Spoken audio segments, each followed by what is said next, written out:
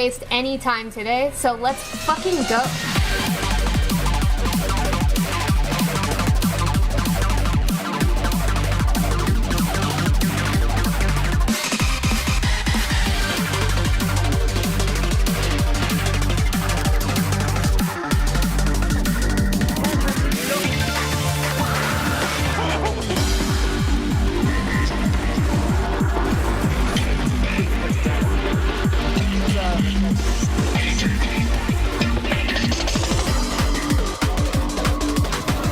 Forget your staff priest. It's the only thing that will keep you alive.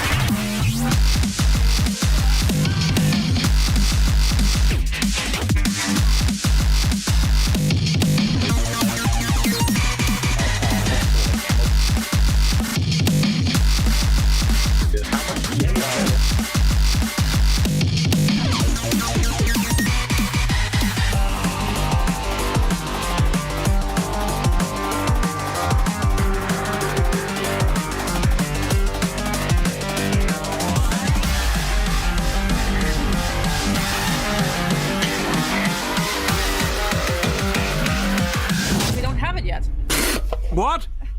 Sorry. Wait, what are we supposed to do? I don't. Get the girls and get the shovel. Fuck you, fuck Fred, and fuck 3D Realm.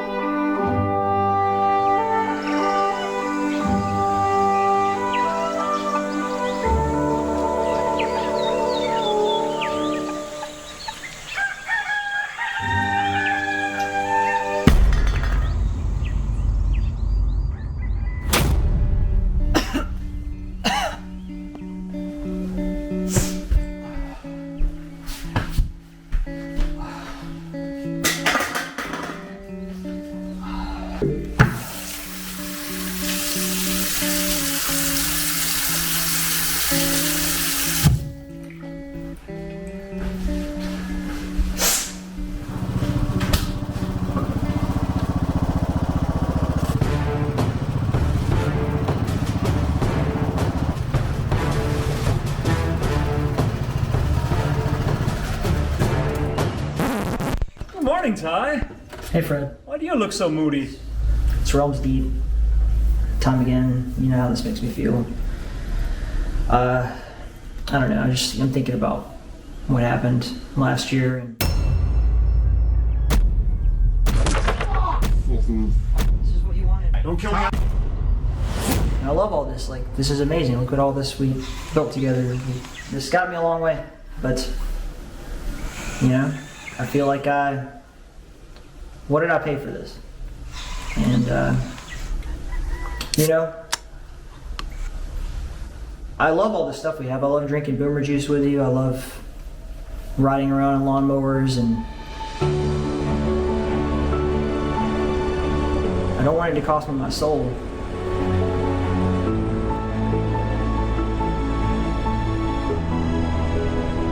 So, I don't know, what do you think I should do?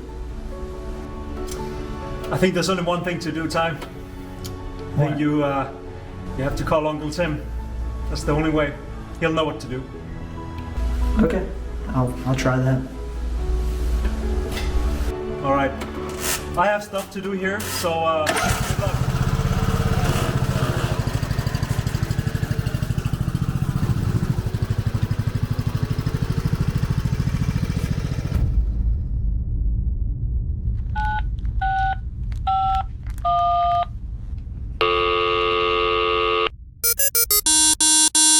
Hello, this is Tim.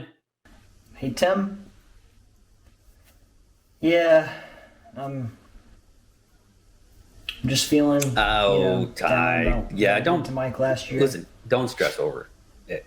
I think that if you go to him, Yeah, apologize, he sees that you are sincere, he'll let it go. He's a good guy. We've known him for a long time. I think he'll be fine. All right. Just go to him and apologize. thanks, man. Thank you. I'll give it a shot. No problem. Good luck. Bye.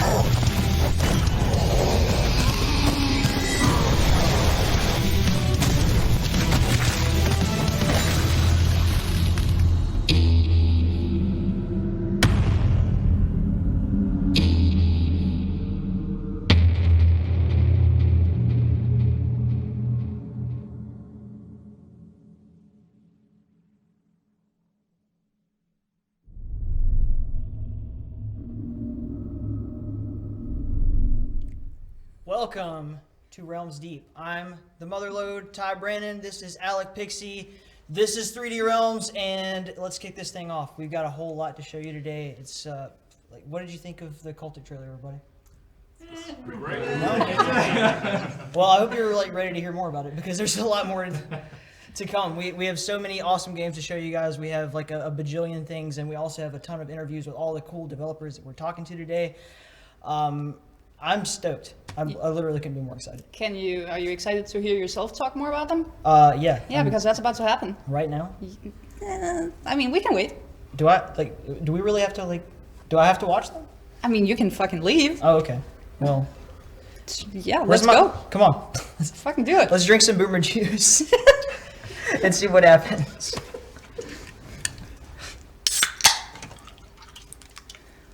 Play the clip, Jahar.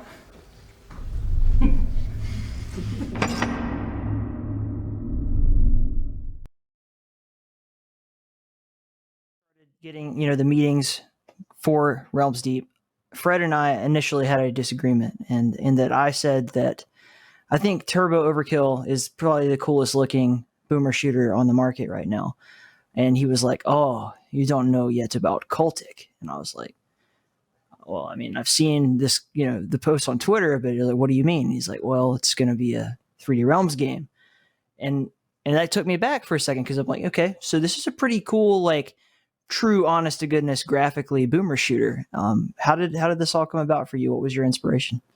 Well, this shouldn't come as a surprise to pretty much anybody, but Blood was obviously a major inspiration for the game. I played, boomer shooters pretty much exclusively growing up. I inherited an old Dell Dimension 3200 from my dad when he moved on to bigger and better hardware, and that was just what we had. I remember starting with Dark Forces, moving on to Doom and Duke Nukem 3D and then Blood. And around fifth grade or so, when I was first getting into game development, of course, I was just doing 2D stuff in Game Maker 5, just using like sprites that I borrowed off of the internet. And but I was like, someday I'm going to make a game like Blood. Like everything about it really clicked with me. I've always been really into horror movies and like watching my dad play like Resident Evil and stuff like that growing up. And so I was like, no, I really want to make a game like this someday. And, you know, just I've tried it a few times here and there over the years and never really got the gameplay to click or never really got the art style to click. And then finally, like, I feel like I really like touched on something. Like I hit that an art style that really worked for me. And then I started like developing the crunchy audio and then putting the gameplay together. And then, of course, putting it on Twitter and then seeing all of the great responses and really just resonating with folks on there. And I was like, all right, this is it. I'm finally going to get to make this game that I've wanted to make for such a long time. And so that's kind of where it all started. Coming from that background of, you know, growing up playing Blood and everything, did you envision when you set out to do this that you would also be publishing this under the 3D Realms flag as a, you know, build engine style thing? Nope, that was probably the most exciting evening/morning of my life when Fred reached out and he was like, "Hey, let's have a meeting in the morning." And then, you know, so I get up at 7 a.m. because that's a convenient time in Denmark apparently. Well, it was 7 a.m. here. I think it was closer to like middle of the afternoon there. And I have this meeting in the morning with this group that is, you know, not only responsible for, but also very familiar with like all of the games I played growing up. And, you know, they're, you know, veterans in the industry and they're coming to me and saying that my game looks great and that I have all these great things to say about something. And, you know, I was coming from, before I started working on Cultic, I had like maybe like 900 followers on Twitter. I just kind of would bounce around from project to project and not really finding anything that really clicked with me or with my audience. And then to suddenly have 3D Realms reaching out and being like, hey, we want to make us a 3D Realms game. That was, it was very hard to go to my day job that day because I like couldn't sit down. I was so excited. And so it's a truly exciting opportunity. And honestly, not trying to like sound too sappy or anything, but like, it's literally like a dream come true for me. Like my entire life, I have always dreamed about like making it in game dev, you know, like being a professional game developer and, you know, like being able to share my games with a wide audience. And now it's finally like coming to fruition a little bit. And some days I feel like I'm still pinching myself. Like I can't believe that Cultic has impressed upon so many people and that I get such positive reactions. And so it's honestly, it's still kind of crazy. And Realms Deep is I'm not even sure I'm ready for it. Like it's going to be something else. I'm really excited.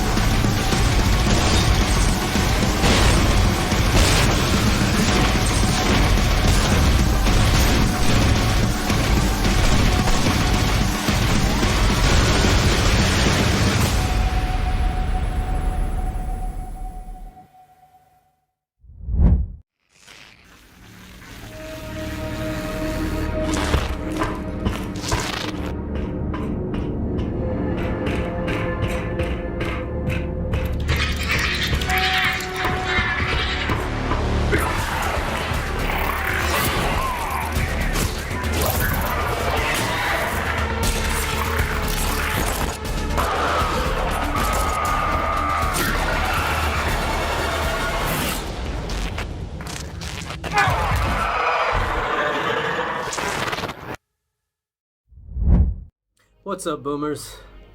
It's me, ya boy. You know, I'm not here to make any announcements today. Not here to shitpost. No memes. No new URLs. No trailer. No new games, sorry. And no Dusk on Switch yet. I'm here to do one very simple thing today. And that is to give away this NVIDIA RTX 3080 graphics card. Oh yeah. You know the drill. Hit the link, press some buttons, and good luck, motherfuckers. Enjoy the rest of the show.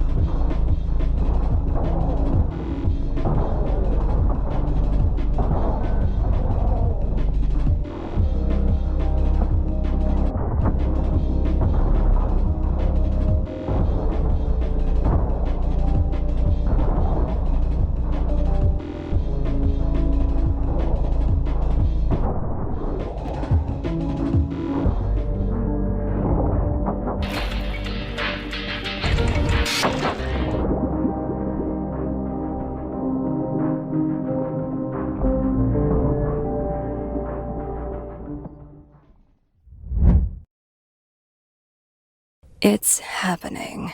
I've been playing a role for 10 long years. The good employee. Doing my best to live the company lie. 10 years of smiling, nodding, swallowing words when you just want to kick some teeth in. Until I learned to take that feeling, turn it inside out. Let it drive me. Every atrociously stupid piece of their cretinous corporate crap. We remember. Brigade remembers. Because someone's gotta make those imbeciles pay for their sins. Stop them, finally. You don't survive this long in enemy territory without learning how they think. You don't fight the company face on. It's too big, too stupid. Like attacking a jellyfish with a toothpick. You run with it. Drive it closer to the cliff until the moment you can push it off. There's 1,000 of us activating right now.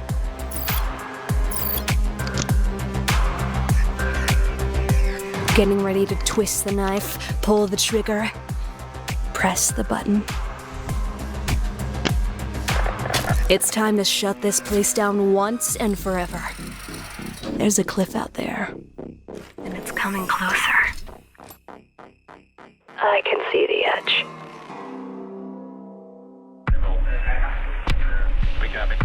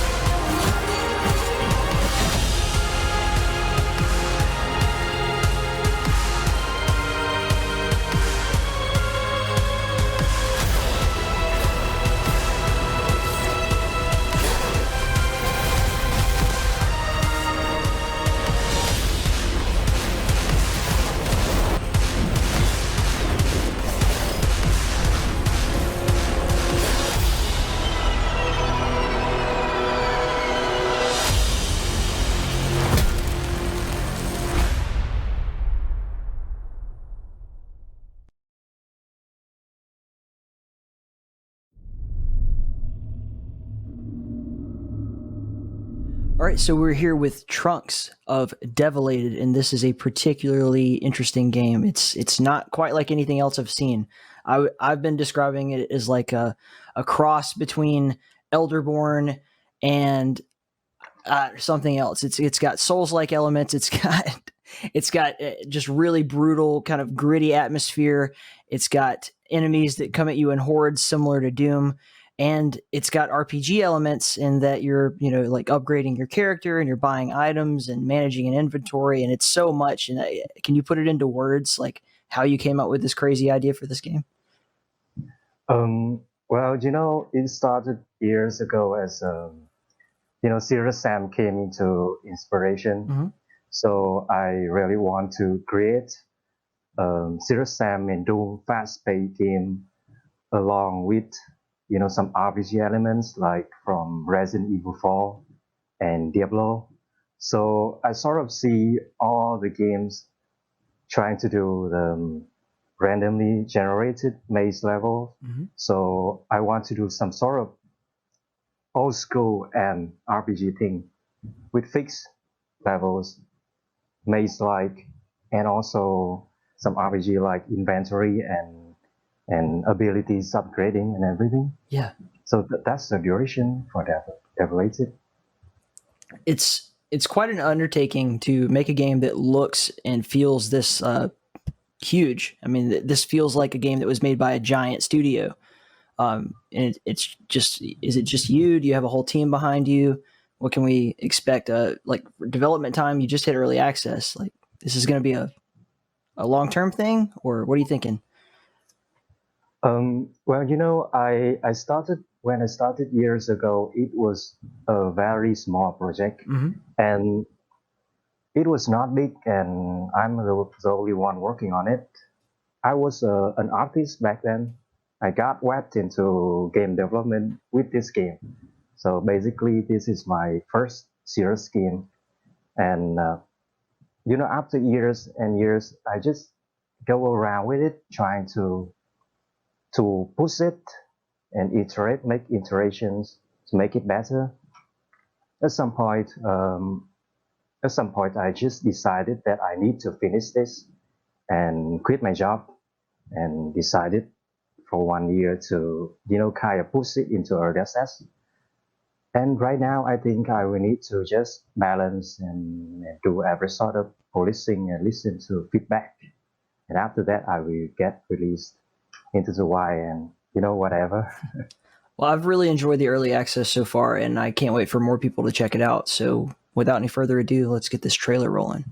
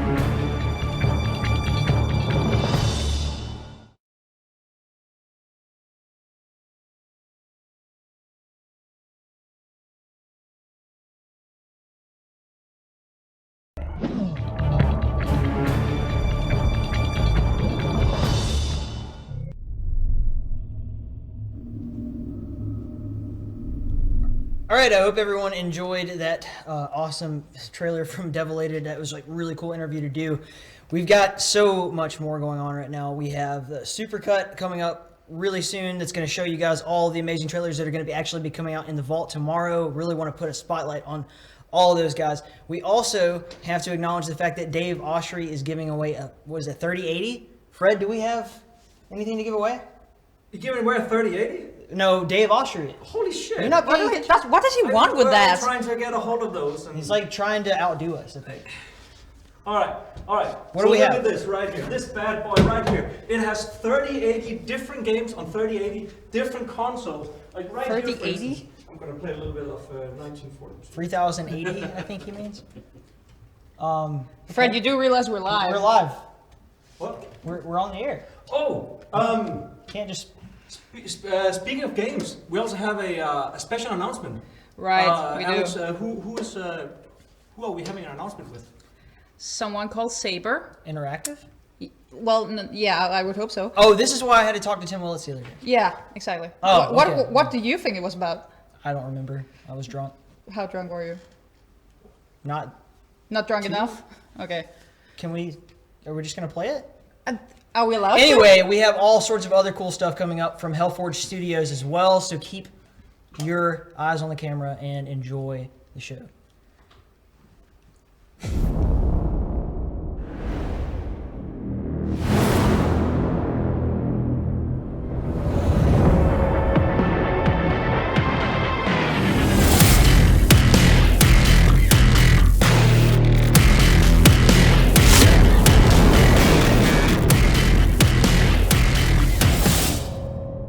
Okay, so we are here today to talk about the acquisition between Saber and 3D Realms and Slipgate Ironworks, and this is a really interesting situation because, first of all, it became public before we're saying this right now, and a lot of people have been asking a lot of questions, and there's some concern to it. But this is like a new horizon for both of you guys, and I'm curious. First of all, Tim, like what does this mean to you? Like, what is acquiring 3D Realms? What are the opportunities that this opens up on your end and from your perspective? Yes, that's a great question. You know, we're very excited about this opportunity. Now, one thing to keep in mind with our acquisitions at Saber and kind of within the Embracer Group is we look for studios and teams that are entrepreneurs. They've shown success. They know how to work independently. They have a great roadmap and track record. And you know, we worked with Slipgate on a few things already. We worked with Frederick for a while. You know, we like the management there. We like the teams. We like what they've already done. Yes. So you know, so we bought into Frederick's vision for where he can build his company, and we want to be there to support him. But part of what we do at Saber is when we buy a studio, we do not come in and change the culture. We don't come in and make Saber rules and all that stuff. So, you know, we want to support Frederick, his team, his partners, and then help him grow the business. Does that make sense? Yeah, I like the idea of saying you bought into the idea in his vision, and that, to me, that says a lot, because a lot of people are definitely afraid in a situation like this. Like, oh, you know, like now corporate dad is going to come in and, you know, spank all the children and put us all in line, and obviously, you know, we're just hooligans and we're fucking around. So yes, yeah, that's always the case. Every time someone purchases another studio, the employees are like, oh my gosh, what's going to happen? You know, are we getting paid the same way? Are we still going to have free drinks in the break room? Yes, that stuff will not change. You know, you get free drinks in the activity. Yeah, that's you know, we can afford that now. Yes,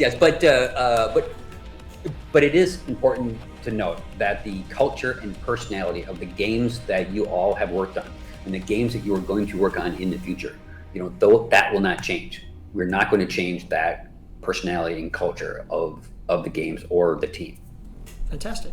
So yes, the obvious turnover here is to say, Fred, what does this mean from your perspective? Because this is something you've been pursuing for a long time. It's a totally kind of out of left field as far as, you know, I'm concerned. I'm kind of new here and everything, and I didn't see this coming. But obviously, you know, you have your reasons for doing this and for pursuing this whole thing. And I think that it would mean a lot to the fans to kind of hear where this comes from and what you think this is going to do, not only for your employees but also for the fans of 3D Realms. It's like, Absolutely.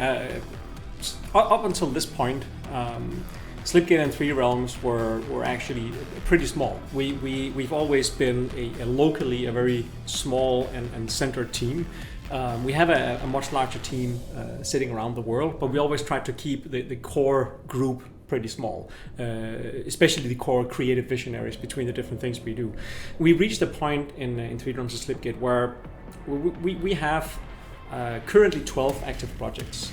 And that's about what we can handle at this point. And we reached a moment some time ago where we started discussing, what is necessary for us in order to truly fulfill kind of our dream and vision for this. And at this point, we couldn't really move much further than what we are now. And in order to grow to where we want to be, and continue making more of the games that we like to make at the quality level that we're aiming for, we needed a strong partner. There were actually not that many partners that we saw as a better fit than Saber. It's not a secret that the DNA of what we do, especially at 3D Realms and Slipgate, resonate really well with the DNA where Tim comes from, and Todd and Jason and the rest of the guys at Saber. And Saber also made some of our favorite games. So we already worked very closely with Saber. We knew the management really well. And for us, it was pretty much a no-brainer. When we started discussing this as an opportunity, maybe it's the right time to kind of start working together towards an acquisition. We couldn't think of a better place for us to be, because this allows us to do what we're already doing, but at a much grander scale, at much higher quality, without sacrificing that independence that Tim also talked about, which is so important for studios like us and for studios like Saber. You want to make sure that you keep the culture that makes Slipgate, and that makes 3D Realms 3D Realms. And I understand why you have those people who think big corporate comes and does a takeover, and what does that mean for all of the smaller developers. And that's not going to change from 3D Realms and Slipgate. We're already working with a range of fantastic small developers, and we're going to help them make great games, and that's part of our continued strategy as well. But this also allows us to do much more than that. It allows us to do bigger games if that's what we want to do. It allows us to do much more with the smaller games that we're already working on. And by having someone like Tim and Todd and Jason and Andre and the rest of the team from Saber as our advisors, is only a huge benefit for us, because they help shape an industry that we grew up with. You and I we played the same games as kids, and many of those games Tim had a hand in. So this was pretty much a perfect match for us. Well, as long as there's free snacks. Thank you guys. This has been really cool, and I'm looking forward to what you guys do together, what we all do together, and the rest of Realms Deep today. So, thanks, Tim. Thank you so much, Tim. Thank you. It's a pleasure.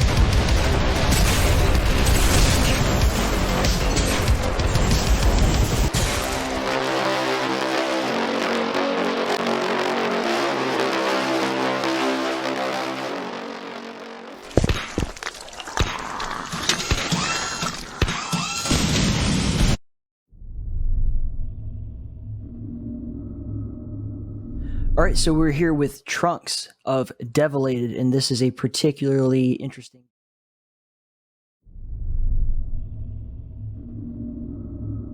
Bridgeburner is here. He's not ready, but he has to be because we're already recording. Haha. Dude, you have so many things that are being kind of, there's a culmination today of what is Hellforge Studios. What are all these crazy games we've been hearing about? And why are so many of them in the Doom engine? And I want you to answer all of these questions and more, and you have 2.5 minutes to do it. Go. All right, so yeah, this is definitely a bit of a coming out party for Hellforge Studios, which is a game development and publishing studio that I've just started, and yeah, it's something that popped into my head a little while ago. Experiment with the idea, get some Doom projects, just do mods in a group and try and promote them, and it's grown to become more primarily focused on actual new game development. And what better thing to show off than what can be done in the GZ Doom engine, which is what Age of Hell is in. So I'm intimately familiar with, and almost accidentally initially, but there's definitely a focus now on helping promote games made in that engine. That was way faster than I thought. We still got like 2 minutes to go. Let's talk about Age of Hell. This has been going on for quite a long time, and you are one of these rare developers who's just willing to show off every step of the process. I am obviously a huge fan of your stream. A little too much sometimes. It ruins my workflow. But, for the people who have not heard of the project up until right now, what can we tell them to expect? Yeah, so again, kind of like the concept behind Hellforge Studios, Age of Hell was originally a Doom mod that I was making in the spare time. I've been dabbling with it for over a decade, on and off, just as for fun. But 3 years ago, after a very long break from me, any kind of dev work, any mapping, I resurrected the project, got involved in the Doom community, started sharing screenshots, and got some good feedback. So I thought, fuck it, let's keep pushing this along.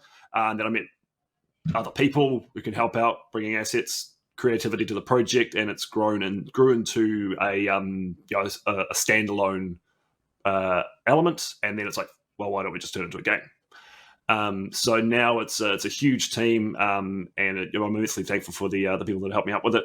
But what to expect? It does wear its heart on its sleeve. It's got its Doom roots pretty front and center, but it also brings a lot of modernity to proceedings. Lots of new mechanics, new visuals, very, very large, intricately detailed maps made by some of the finest mappers in the Doom community. I'm very excited to show it off, and it's going to be good. And shout out to the Mr. Cat and Primeval above all else. Yep, those two in particular, absolute workhorses and awesome people. And so are you, but we should show people the trailer right now.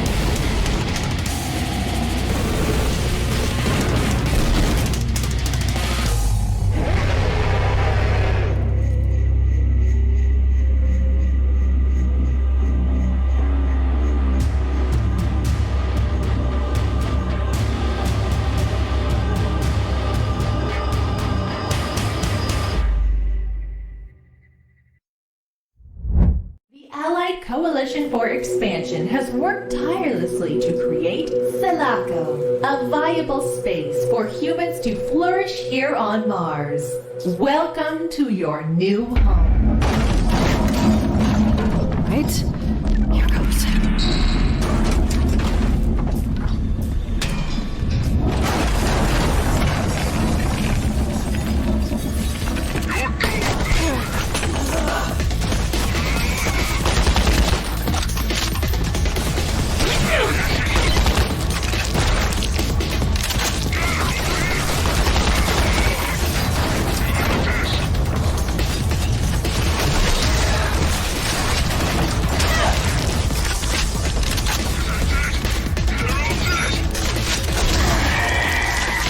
Right.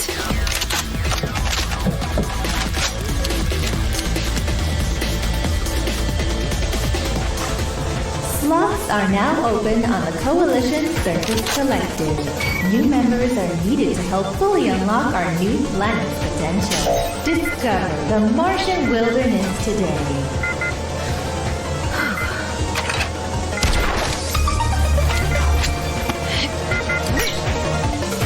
Let's see what we got.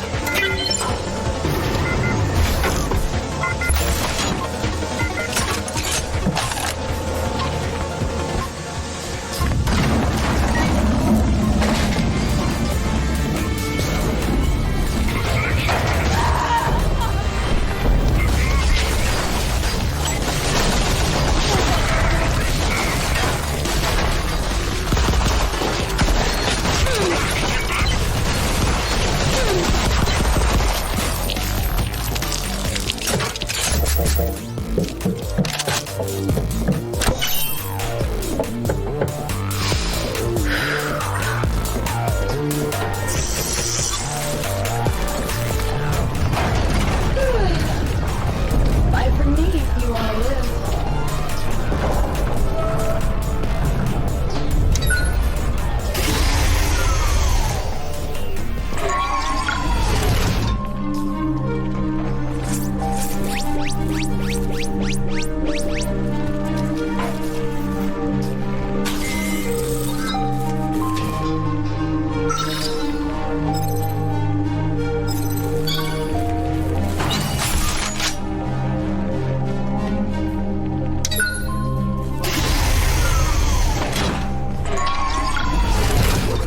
Door number 1. So you're the one making all the fuss.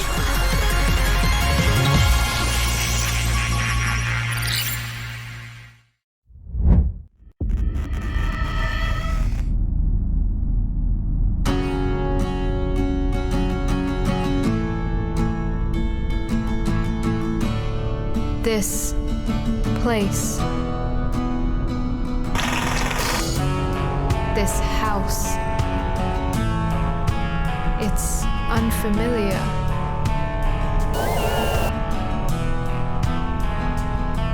Yet it feels like home.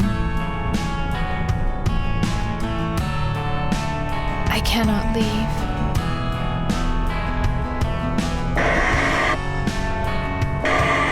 She's calling for me.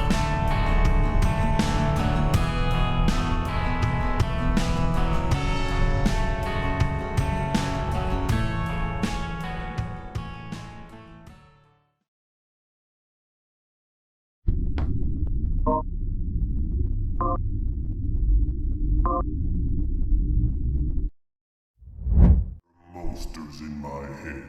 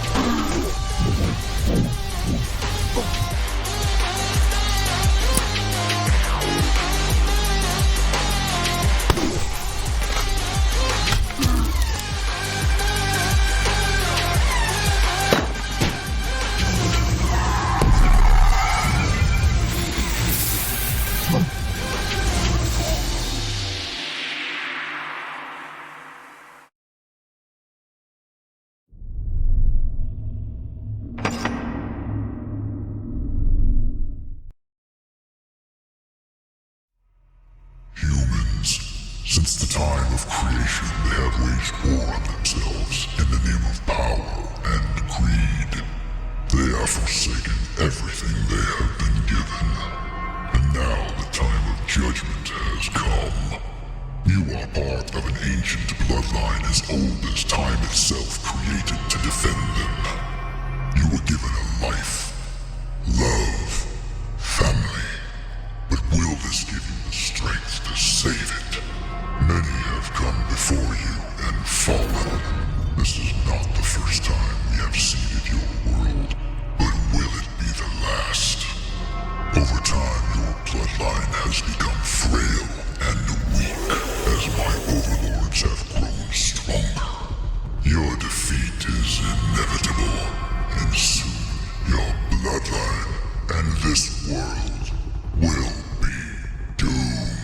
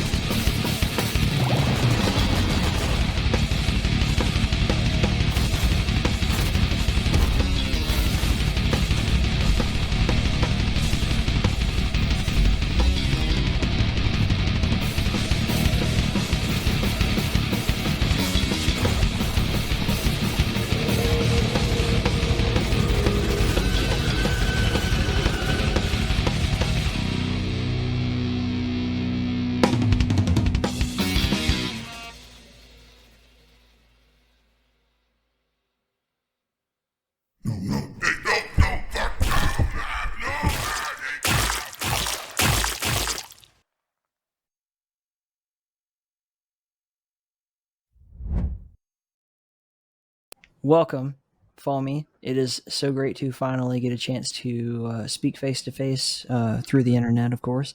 I am stoked about your game. I just got to play the amazing demo that you sent me, and I couldn't be more ecstatic. I'd like for you to have a chance to just kind of like pitch what you're doing and everything, but the first thing I got to do is say you're tapping into a whole new genre here. This is a very, very interesting way of expanding upon what we've seen with Devil Daggers and also with Crossbow Blood Knight, the single player arena shooter. This might be a new era for boomer shooters and for gaming in general.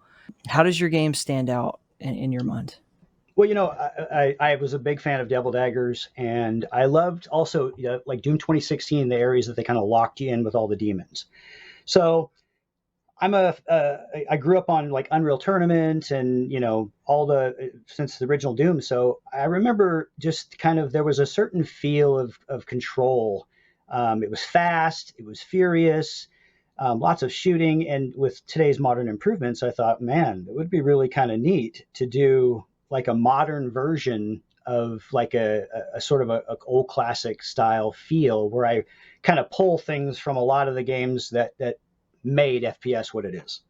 So I took those things, put them in a pot with some other elements like totems. I have some really interesting mechanics and stacking and layering, the way things work together. I mean, it's kind of hard to do a really quick elevator pitch with Unleash Hell, and I think that the people who have played it a little bit will start to understand how difficult it is to kind of just give you a 30-second pitch on what it is, because it's really deep.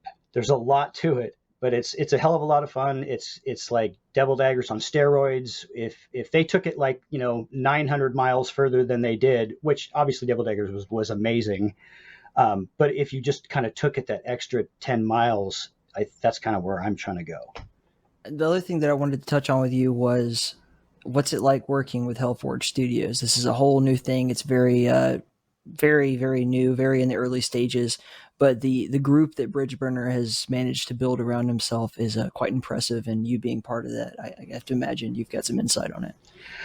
Yeah, Bridge is great. I mean, this guy really has talent to build some fantastic maps, and he's just got an energy about him, and he's got a kind of a spirit about him that really, he seems like a great guy to work with, and so far he has been. So when he kind of approached me with the idea of Hellforge Studios, I was really intrigued. But there were a lot of kind of questions I had, obviously, as an independent developer. That is this kind of are we just exclusively married type of thing? Is this a contract type of thing? Or because obviously as a young developer, we still want to be able to, shall I say, get the best deal that's coming out, right? So it's more of a coalition at this point, where we all work together to try and get the same goal. Like, for instance, we'll help each other, talk to each other, and it's really kind of under one roof at this point. It's still very early on, so you never know. I mean, at some point, Hellforge could start doing actual contractual publishing and stuff. But for now, it's just starting baby steps, which I think is really smart, and that excited me. So I really wanted to be a part of it. I'm really excited to see what you guys do together, and I'm very excited to see this amazing stuff that you come up with for Unleash Hell. It's going to be fantastic, brother. Okay, we got Mike and Steven here from Relentless Frontier. This is a really fucking cool game built in the GZ Doom engine. We're going to see a whole lot of that throughout the show today. What can you tell us about Relentless Frontier so far? All right, so far, it is a GZ Doom project that we are attempting to focus on quick gameplay combined with using the right tools for the job, and a bit of ammo balance, so to make sure that you can't just, shucks. It's interesting explaining the game before it's completely done.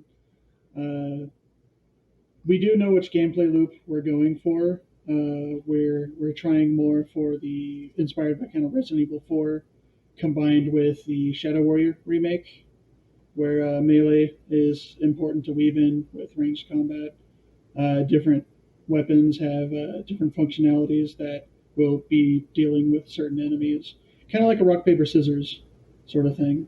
Yeah, with the Resident Evil 4 reference there, I can definitely see that dealing with hordes, that's a huge part of your game, is just like kind of hordes of similar enemies. And then I imagine on the programming side, Steven, that you have to deal with, making them not all attack at once, like having some sort of... Oh man, they were bonkers in the beginning.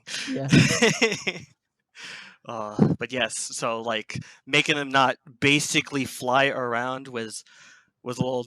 It wasn't hard, it was just like, it's crazy. And like all of their attacks just sort of, they came together basically on accident, and it was beautiful, and I loved it. And they're like my pride and joy in the project so far. And this is another of many Hellforge Studios projects that we're introducing here today. What's it like working with that group of people? Because it's an amazing group. Bridgeburner's been putting together like damn near all the best people. And I thought originally it was just going to be GZ Doom projects, but even Foamy's popping in, Develated. This is so cool. What can you tell me? I've been pretty damn helpful, honestly. Trying to help organize everyone's projects, making sure no one's kind of left behind, doing some collaborative efforts with, say for Relentless Frontier, we're putting posters in the game of other people's projects, disguising them as metal bands for a bar. For bar posters, and anytime we need any kind of help, Bridge has had a lot of info for us. So friendly, nice. It's net positive. It's really cool to see you guys like having a tribe. Like we're all working together towards the same goal, and high tide raises all ships. So let's roll that trailer.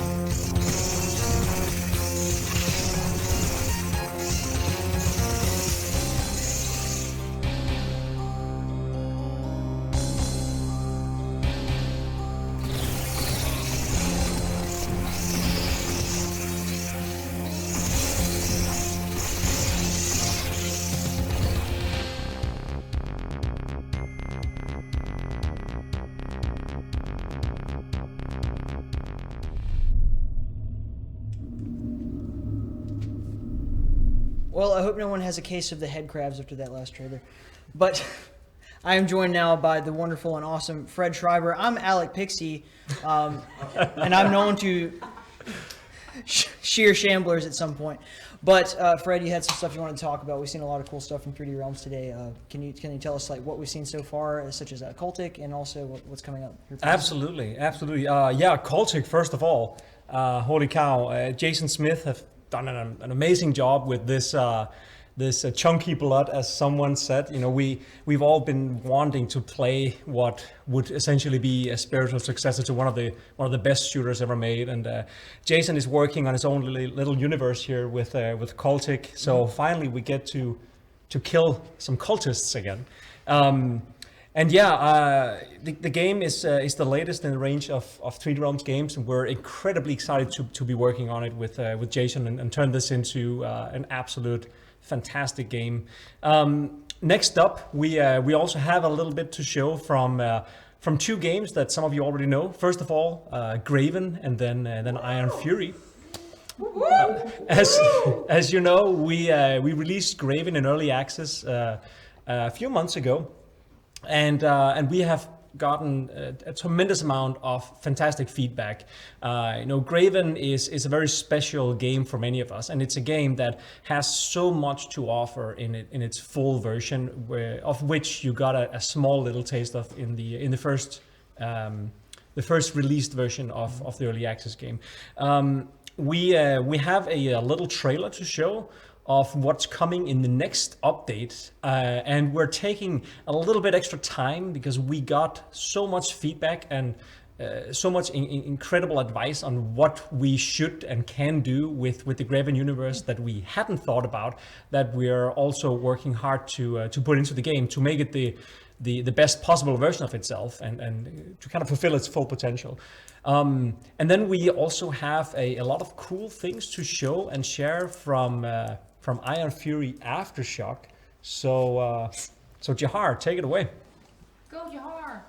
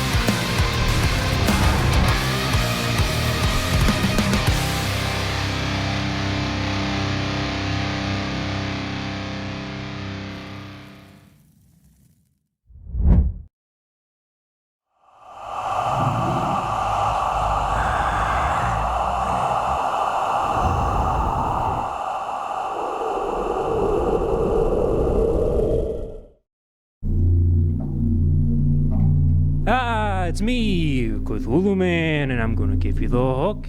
You better watch out. Ah! Hey guys, I'm the Space Bird Bounty Hunter Falco. Let me show you what I do. Turret down. Booby traps. Classic. That's one. That's two. Duck, duck. There went your head. Boom, baby.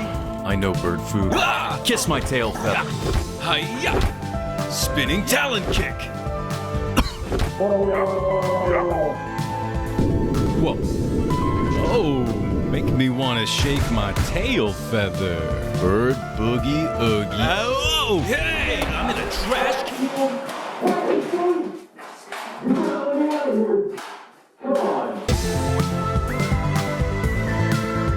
First person shooter? I hardly know her. Oh, the hook. Oh, the hook's in me. You better watch out. Ah. Oh. This. I shouldn't do this. The more I think about this one, the more I probably shouldn't do it.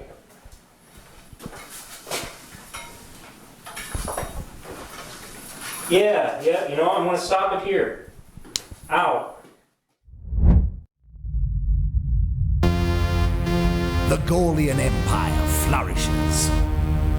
With all of the known world at peace, our people give praise to their Magi lords.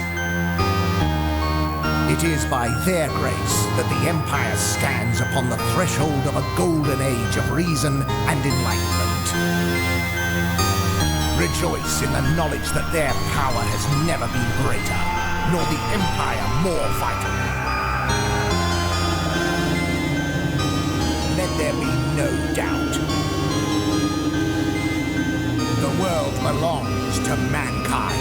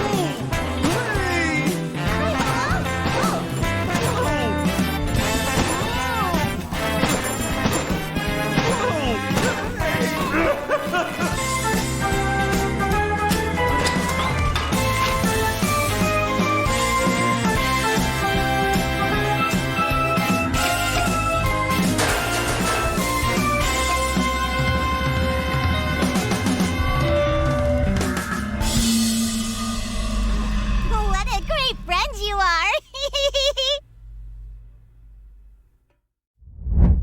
The times of men are coming to an end. I am the new beginning. Humble yourselves and pray to your only rightful God. You may attain the honor to serve me for eternity.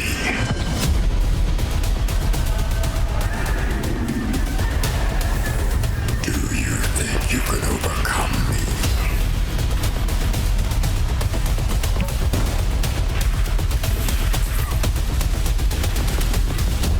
There are things in this universe that are beyond your comprehension. Are you going to fulfill your destiny or die trying?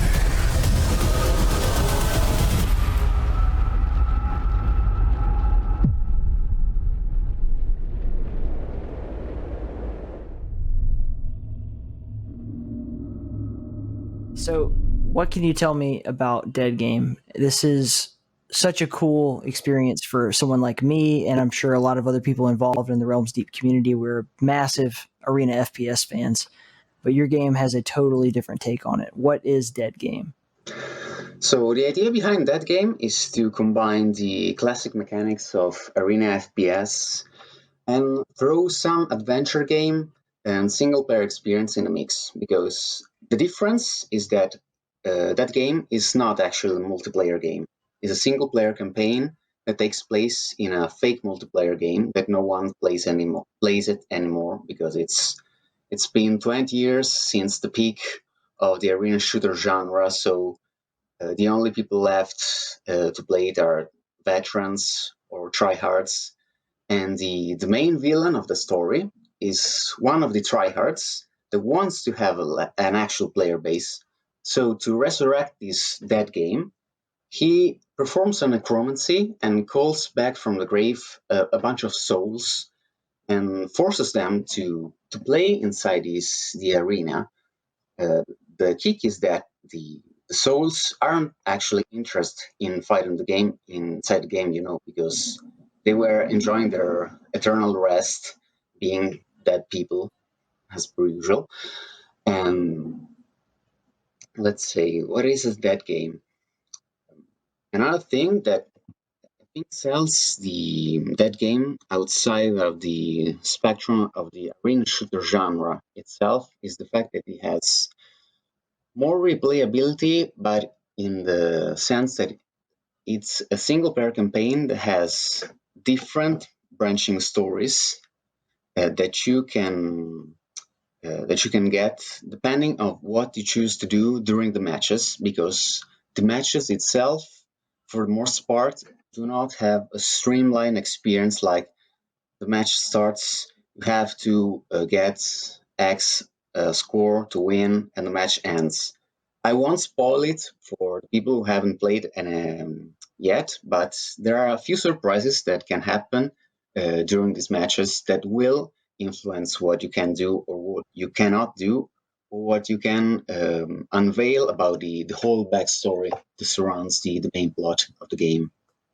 And how will non AFPS veterans like me and like Jahar and all these other people hanging around here, how will they enjoy this game? I hope they will enjoy it for the single player aspect of it all, because it features, I know it will turn off some people, but it features quite a bit of cutscenes that explain the story and furthers the plots and introduces new characters and explain their motivations, or just set the tone for the match, for the chapter you are currently experiencing. So you play it for the story, and hopefully you stay for the game mechanics.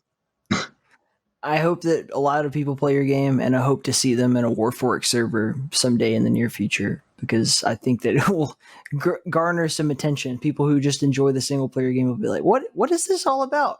And then we'll be like, Arena FPS will at least continue to have new players jump in, and I hope that they find a culture of gamer who is welcoming and willing to teach, instead of a lot of what we've seen in the past 20 years or so. So let's see that trailer. Let's get everybody hyped. Let's roll. Jahar, hit the button.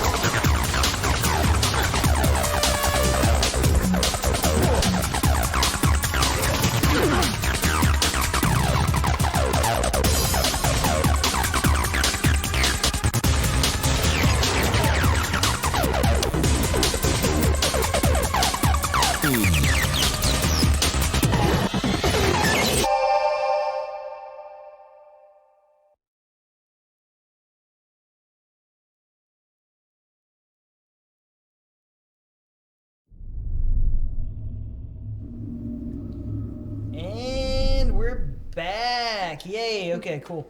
So, Alec, sorry for stealing your identity. I know that's a huge crime, and I feel really bad about it, so I've reassumed my own identity. Is that okay?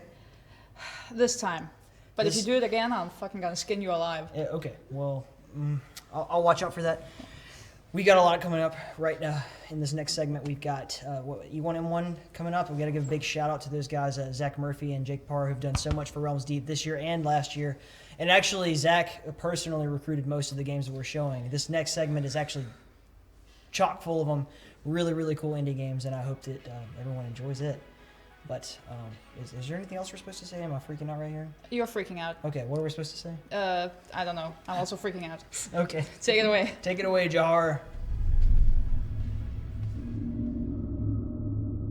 Okay, so Orlando, we got to talk about Grim Curse. I really, really, really think that you're onto something here. We've talked to a lot of devs throughout the day, a lot of people being featured that have wild, crazy ideas for a different kind of game. And I think that Grim Curse, if I'm not mistaken, you started this off as a jam game where they were talking about cross genres. And what you came up with was half Pokemon, half Time Crisis set in the Indo-Chinese War. How did you come up with that? That's insane. When you participate into jam games, you start to have all these crazy ideas just trying to fit into the theme of the jam. My team, we actually made plenty of jam games through the years. We made a little shoot 'em up. We made a little platforming game. We made plenty of little games while we were studying, because we were students at the time. And once we got to Grim Curse, we were actually a little stuck developing a little shoot 'em up game called Sucker Munch. We were planning to expand it and release it on Steam, but we got a little stuck, and we said, okay, let's break the ice. Let's do something different. So we went into the.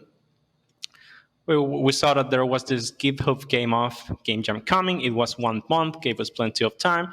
So we started to think about ideas because the theme itself was just genre smashing, like just mixed genres. That's actually extremely popular for jam games, like just making out a new genre or something like that. And that's how we came up with the idea, because my friend loves Time Crisis. I love House of the Dead. And although the game itself is not a rail shooter, it's more like a gallery shooter type of dog hunt game.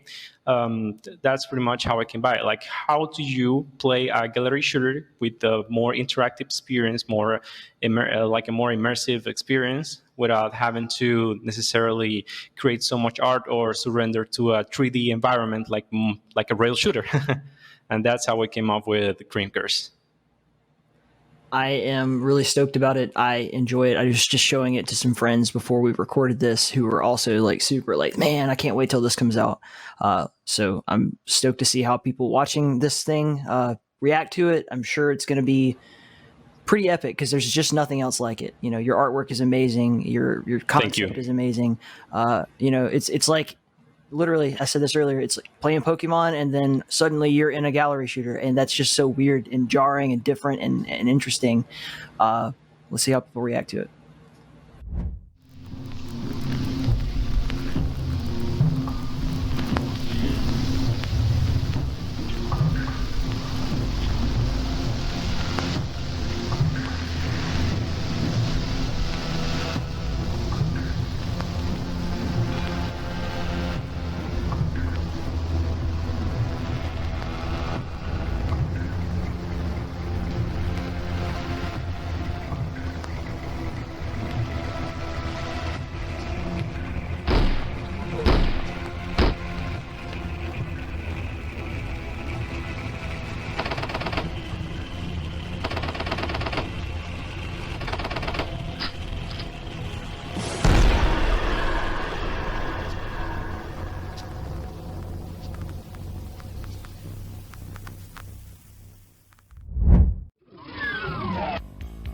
Hello and welcome. I'm Jake the Voice Par, co-creator of E1M1 Magazine, the world's first old-school shooter publication. After 2 successful fundraisers, alongside much acclaim and constructive feedback from our supportive fanbase, we've been making some noteworthy changes to our new batch of issues. Each magazine will have new layouts created in-house by us, alongside adjusted word counts for a more digestible read and stunning cover art by talented artist Atomic Ranger. E1M1 Magazine is striving to once again deliver top quality previews, reviews, interviews, features, and fan art from the community, all of which will be available in physical and digital formats. Help us surpass our goal and we'll be able to release a bonus magazine, demo discs, and more. So if you're interested, be sure to back us, follow us on social media, share our fundraiser page around, and download a brand new free sampler from our website. Thank you very much for watching and for your support, and have a good one.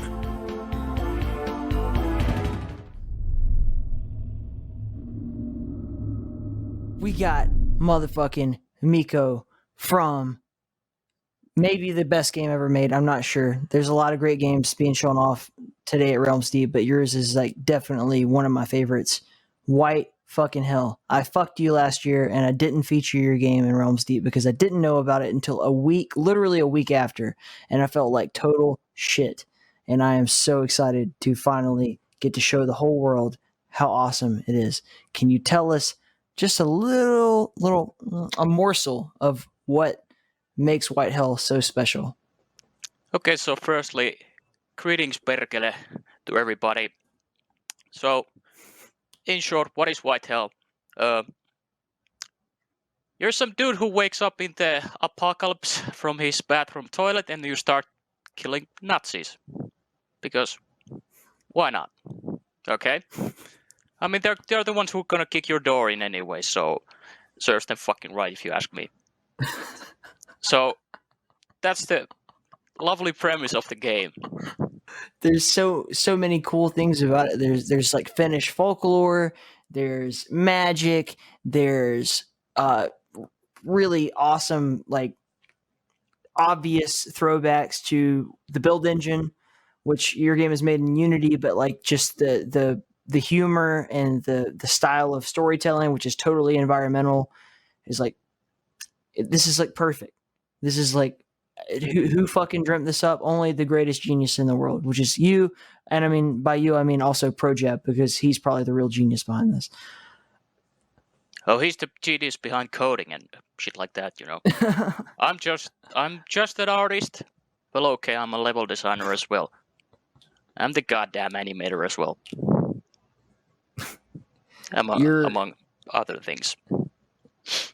You're easily one of the best like indie level designers I've come across. Man, your levels are sprawling and yet concise at the same time. Somehow that makes sense. Like I can easily navigate them. I know what I'm supposed to do, but like I can explore and find all these crazy secrets. I can go in the sewer if we want to piss off Civvy, like whatever the fuck I want. There's so much to offer here, and there's so many cool like little references to your culture that I feel like will go over most people's heads. But for me, man, a game referencing the Kalevala is right for me. So, and I hope it's right for a lot of other people. Yeah, I hope so too. The Kalevala things, there might be a bit, well, people who don't know anything, don't know much about it might be, of course, they might be like might be a bit lost maybe, but that's okay. Like I'm still gonna try my best and make sure that they know what's going on. Well, let's just show people the trailer and see what they think. Yeah, please enjoy. Jahar, do the thing.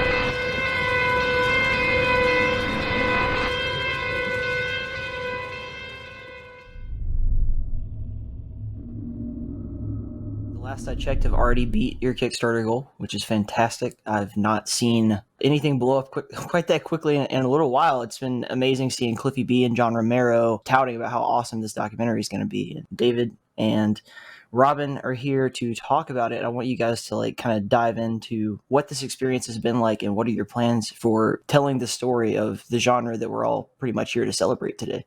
Oh yeah, I mean, it was absolutely incredible to see. Just like you, I'm still a kid at heart when it comes to this stuff. I'm still kind of a fanboy. To see John Romero touting us, Cliffy B, Scott Miller, Tom Hall, you just rattling off a who's who of legends, not only in FPS design, but in game design. If there's a Mount Rushmore of gaming, a lot of these heads are right on there. So it's been really, really cool to see. You know, it's one thing when you're sending emails. I mean, Robin knows this. It's one thing when you're just talking over email, like, hey, we're doing this. We hope you'll be involved. But then to see them excited about it, as excited as you are, is surreal. It's really exciting. You brought up something there that I think is really important. And that's this is an FPS documentary, but from the 90s on, the story of FPS is not just the story of video games, but the story of computer science in general and what can be done in engineering and entertainment. And obviously, I mean, our show in the Keep has just like been rattling upon this for a couple of years now. And I'm stoked to see this in a feature film. So, David, what can you tell us about the logistics of making this kind of a film?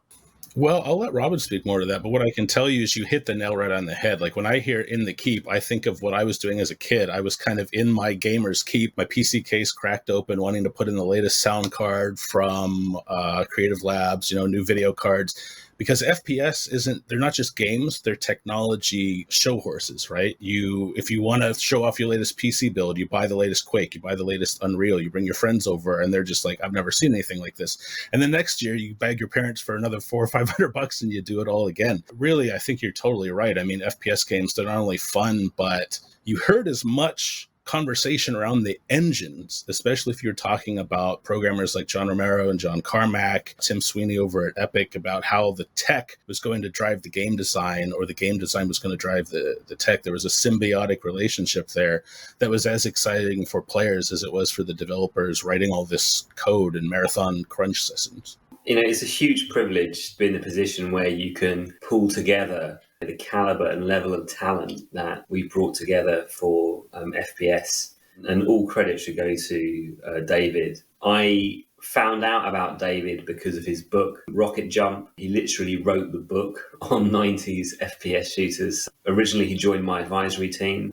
We've been my company, Creative VC, has been very successful in, I suppose, pioneering what I like to call community-powered entertainment. So I don't really see ourselves in the film industry or in the TV industry. I feel like we're carving a brand new, unique niche. If you want to understand what we're trying to achieve with this documentary, the easiest way to think about it is the 3 C's. So the first C is curation. What gaming titles are we going to feature out of a 48-year history that are going to be the most pertinent for you to understand and go through the entire evolution of the genre? The second is commentary. It's our mission to bring the best, most charismatic experts on the FPS genre in the world together for the first time in history. That's what we've done. That's what we are continuing to do. We haven't finished lining people up yet. And the third C is probably the most important. It's community. This is all about backers. This is all about super fans of FPS. And, you know, we're not interested in the general audience. You know, we're not trying to compete with those wide-ranging sort of computer gaming documentaries. I believe there's a vacuum at the top of the food chain in terms of gaming entertainment, which is what we want to occupy. And we want to create something that's really going to indulge super fans of FPS. You know, we've got a 3-hour runtime. Our track record is our last 3 documentaries that have all been critically acclaimed are like 4.5 hours. And so we want to take that model, our previous success, and bring it over to gaming. And the FPS genre is the perfect place for us to start. And I'm so hyped. Just before we came online, we just crossed 500 backers in the first 3 days. So it's going great guns, but there's so much more we want to do. And if you support this project, we want to make you part of it. We want you to give the Blu-ray to your grandchildren. And that's how we want people to feel about this project. Well, let's not forget the 4th C, which is now people need to see the trailer. Yeah. To see the trailer. That's right.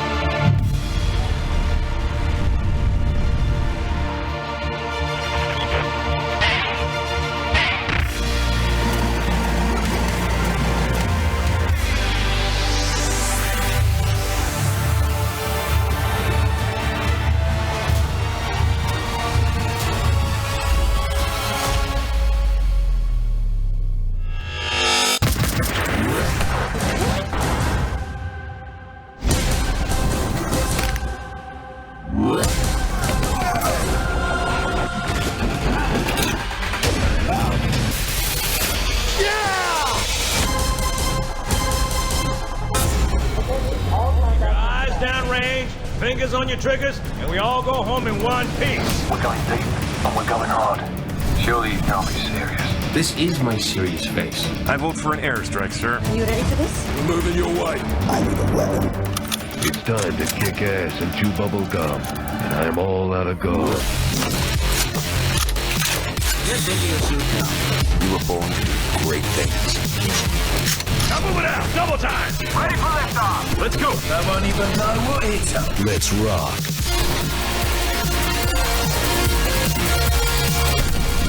Overkill.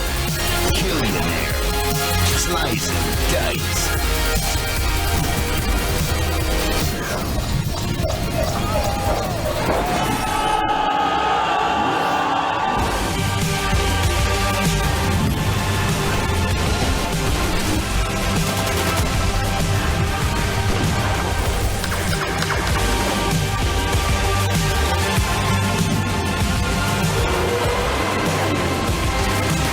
Prepare for battle.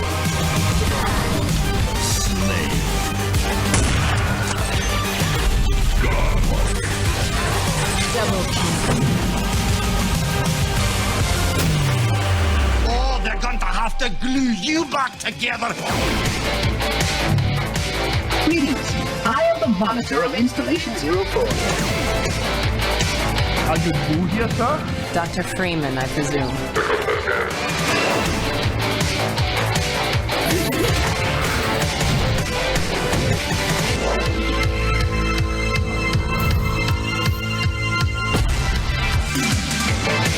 Trust me. Suck it down.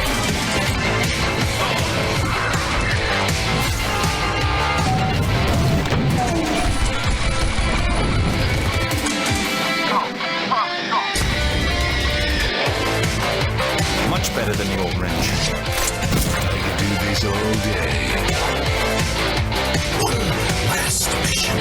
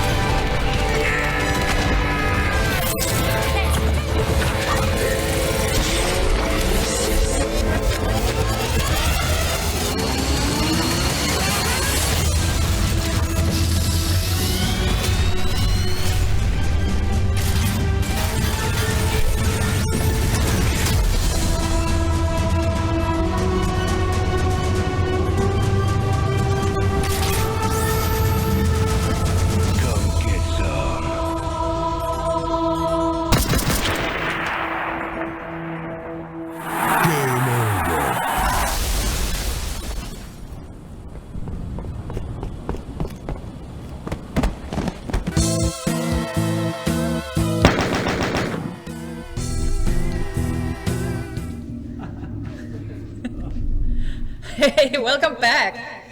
Ah, man. Hang on one second, guys. God damn it. Sorry. It had to happen. There we go. Yep. I want to watch that documentary, honestly. Like, It looks amazing. So that's not Ty. As you can see, that's Ivar Hill. He has a very healthy core, and he is from Core Decay. Yep. Yeah. Hi, everyone. I'm Ivar Hill, the creator of Core Decay. I know a lot of you are really excited about the potential Core Decay demo coming out. We're not quite there yet. It's still fairly early in development, but we do have a very exciting narrative trailer we're working on, and I'm sure you'll enjoy it very much. Will we see that trailer soon? You will see it right now. Okay, good. You can lower yourself again. Take it away. Oh, no.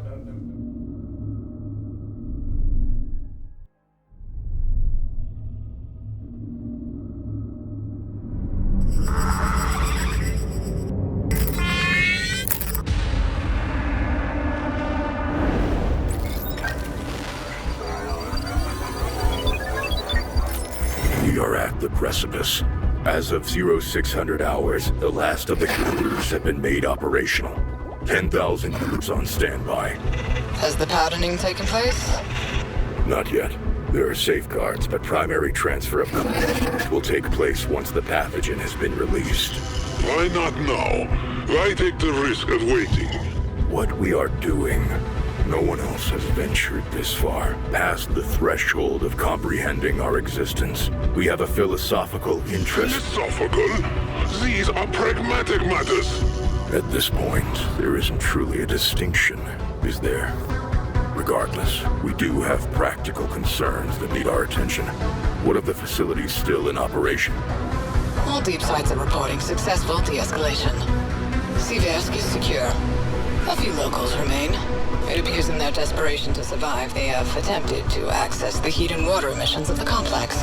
Is this a concern? They could never make it past the perimeter. And besides, the perimeter will be killing them off within weeks. They'll be dropping like flies.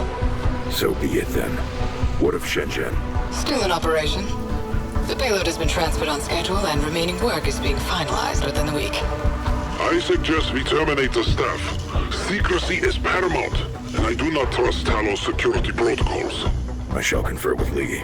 I would surmise she rather disagrees with your viewpoint. Clearly. And what is the status of the contingency plan? All taken care of. A cryogenic vault at Site 43. All the necessary modifications have been made. The units are already en route, and will be activated at the time of the all-clear. I trust the units will be adequately protected. You wanted the edge of the world. Antarctica will provide. Excellent. It will be from there that our future will begin. And theirs will end.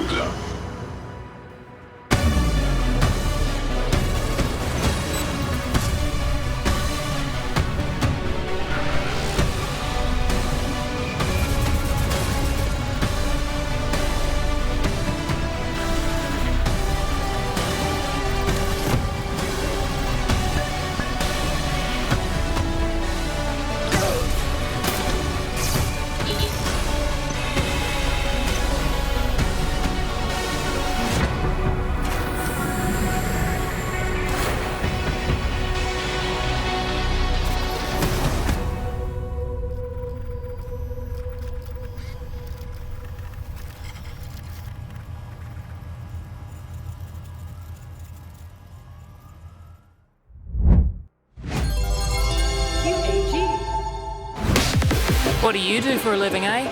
Pump gas, count beans, clean a toilet, several toilets, flip burgers, work a wrench, ass warm an office chair, several office chairs. I kill shit for big swinging suit stuff fuck bags and keep my gob locked up as long as I get paid. Sometimes that shit's the fragile sad sack bootlicker corpos what ain't pay their junk tab. Sometimes it's downward spiral slipgate reject bolt scum. Once there were like 5 or 6 ghosts. This time it's a bunch of broken AI murderbots gone arseward, done up in human faces and chewing their way through the corporation's bottom line with teeth on Mars. I shitting hate Mars. Nothing ventured, nothing gained though, am I right? It's Robopocalypse Year Zero, and I need that shitting paycheck, so let's venture! Daka daka daka daka daka daka daka. One small step for humans, one giant paycheck for mama. Give this guy the slip up and over. Bangarang! Oh my. Greetings, human mechanism. Your hesitation marks surprise. No concern. Kindly place me on What kind of freaky shit is this? I'm a strength-augmented brute. You've got a voice. Wow! So do you! Sassy. We're gonna be friends. How to add violence? At times like these, one wonders, is any of this real? What if this is some kind of simulation? Not the actual events of a real individual life, but instead some kind of brain case computer mock-up contractual catch-all clause in which... Bang, bang, bang! Daka, daka, daka, bang, daka, boom! I'm the bad witch! I'm a goddamn shitting pretty hate machine! Eat it, eat it, eat it! Kablam! This boot was made for killing, and baby, Mama's got a brand new frag. Just buy the shitting game.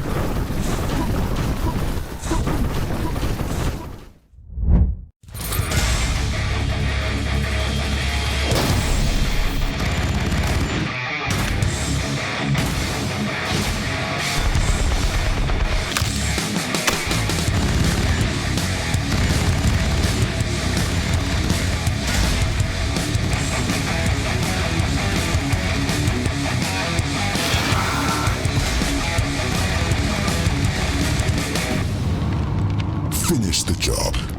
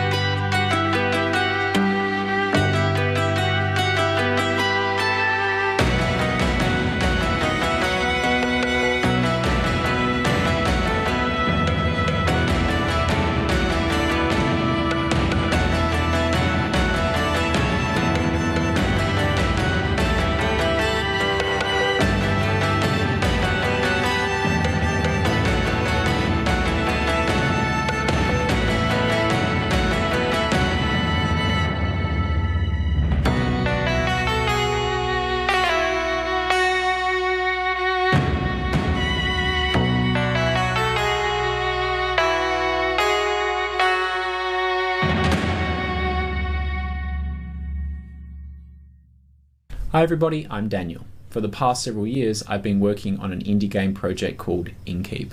I've been assisted by John Helpart, who's contributed sound effects and an amazing musical score, and by Torgeir Fjorida, who's worked on some gorgeous character portraits as well as the fantastic box art.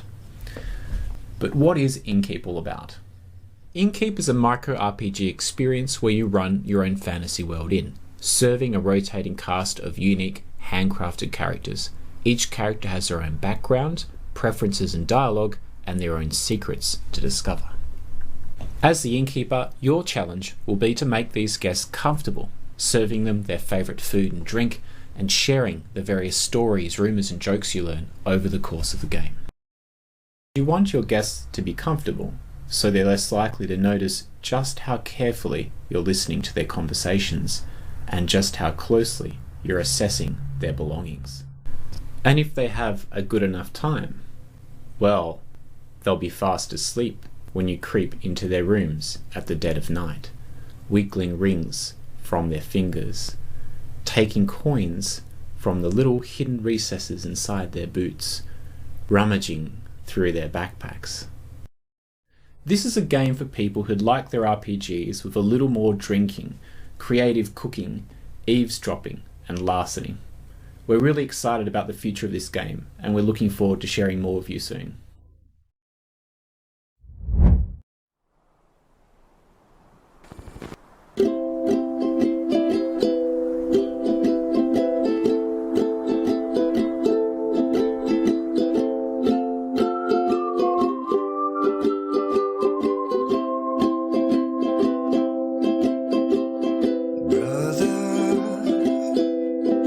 If I should crash to the ground, would you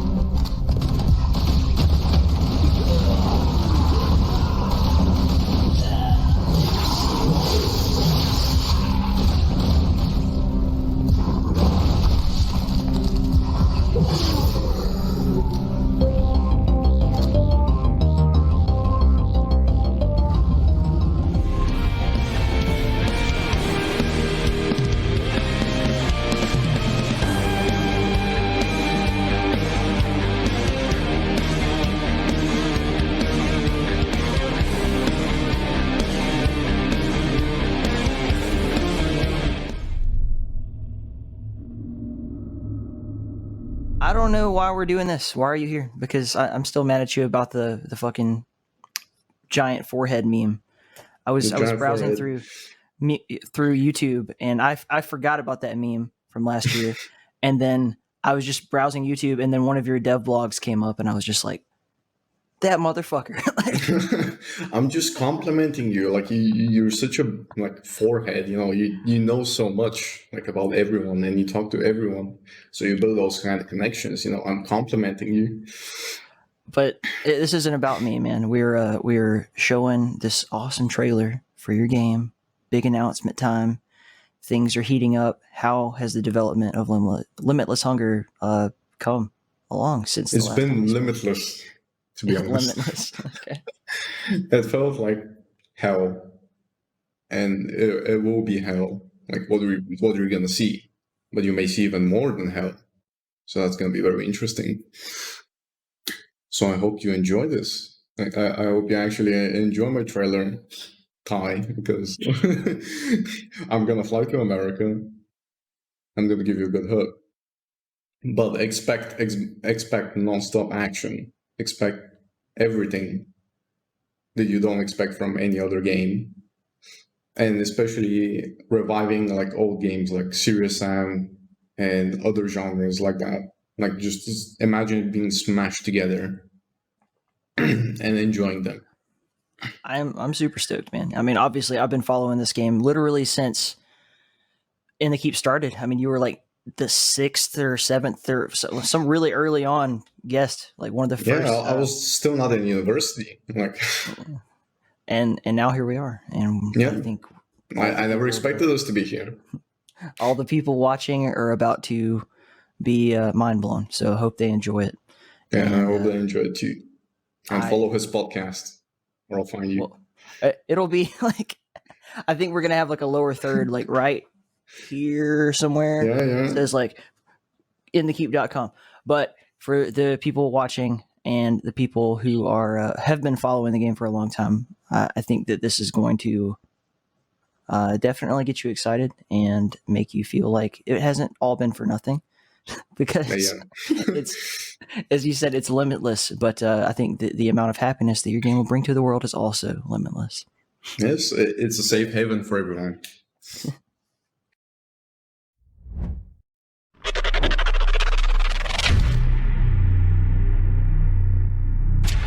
So, do we have a deal?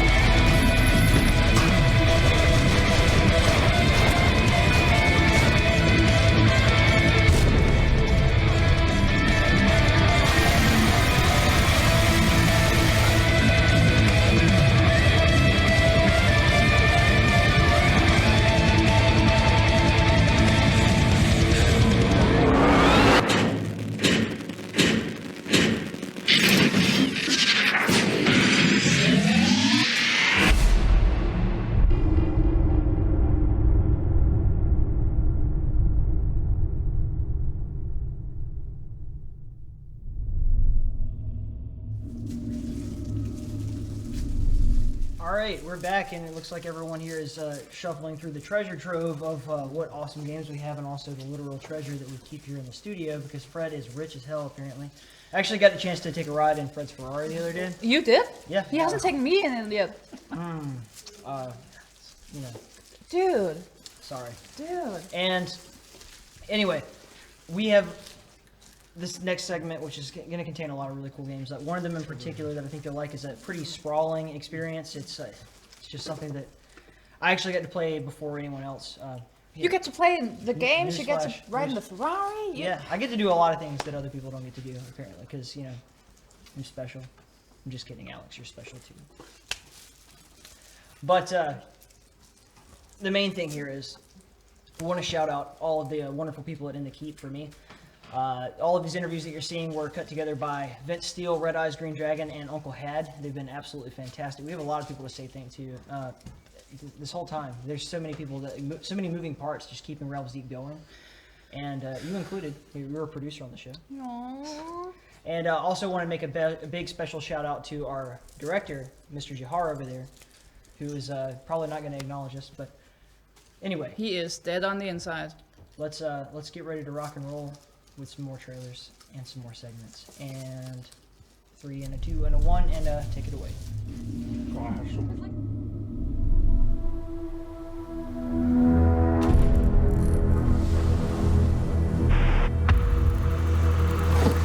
Why did you call your group mongrels? What do you mean? All of us were like from a different story, and each of us had no homeland at that point. Me, as you know, I deserted the Wehrmacht in '44, but I've told you enough about me already. I don't really know if I would have made it if it wasn't for Avol, my friend from the army. That guy was a real deal. Huge, strong Silesian miner who was drafted into the Wehrmacht. He was a pain for any superior, more uncontrollable and rebellious than you can even imagine. But after we deserted, I believe he started to discover sense and meaning in this war. Especially after we met Lucas. He was actually the first person who gave us some sort of direction. Lithuanian, sort of small-framed smuggler type with a huge heart. He was the one that dragged us into guerrilla combat against our previous superiors. How did that happen? We were on the run, without any destination. Then we had to stop in Panari where we met Lucas. Wait, have you heard about the massacre in Panari? No. You should read about that and what was happening in the East. That is, if you want to comprehend what I'm talking about.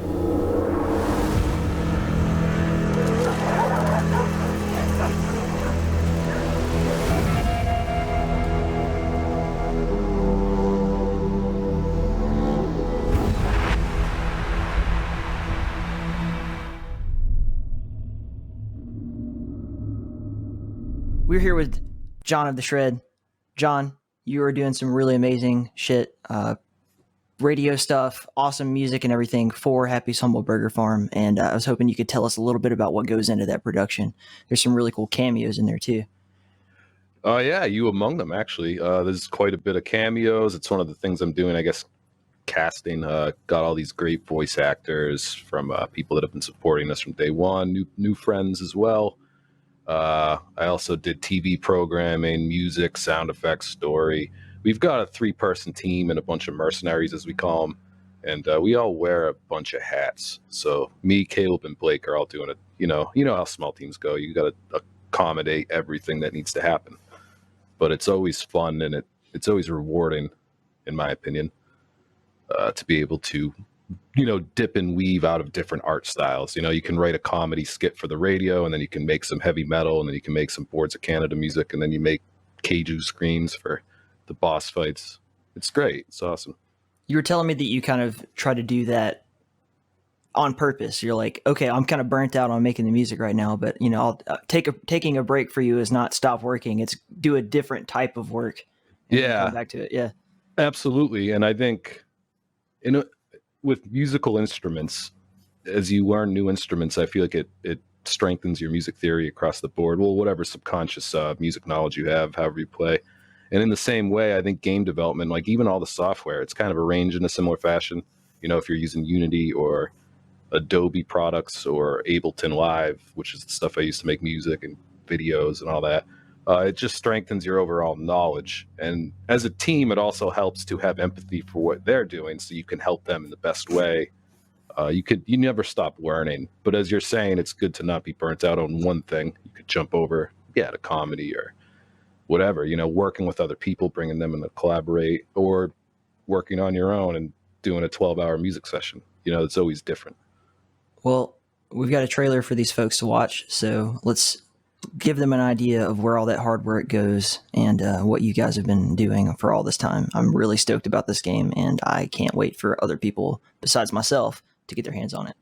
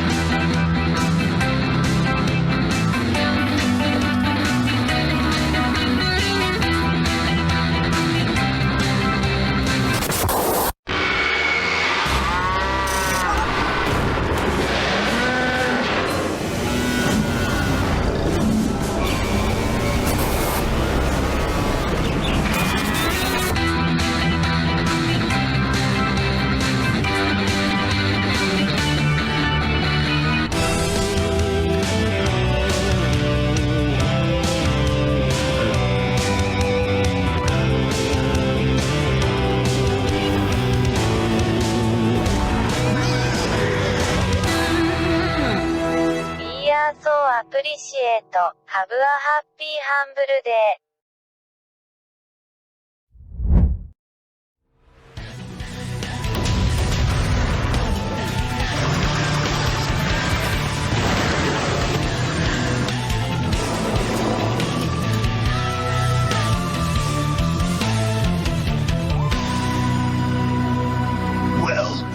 Well. Looks like someone's crashed their ship. They're stranded on an unknown planet, surrounded by enemies, and in desperate need of a gun.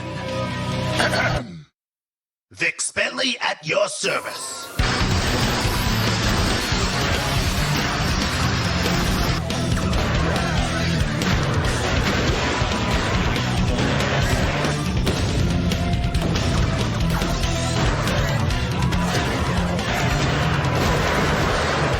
The guns upgrade.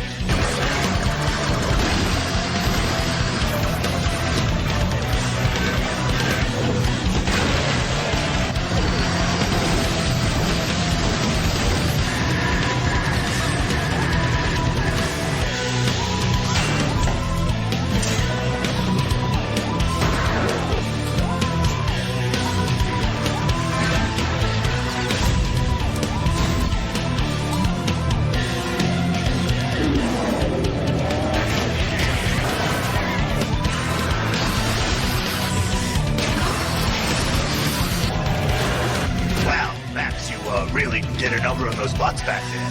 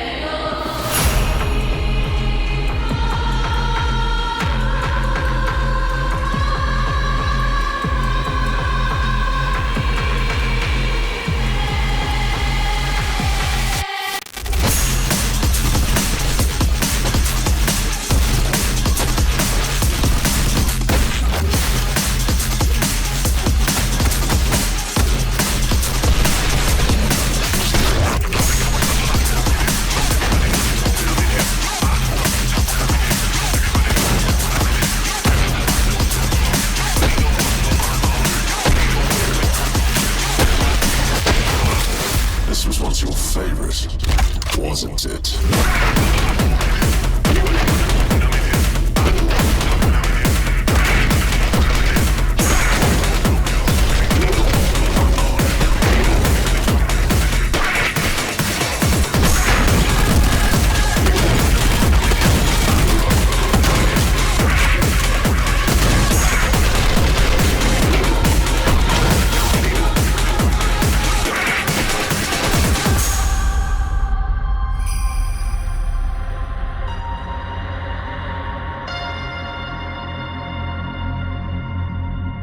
This is only the beginning of something bigger than yourself, and you will have your revenge.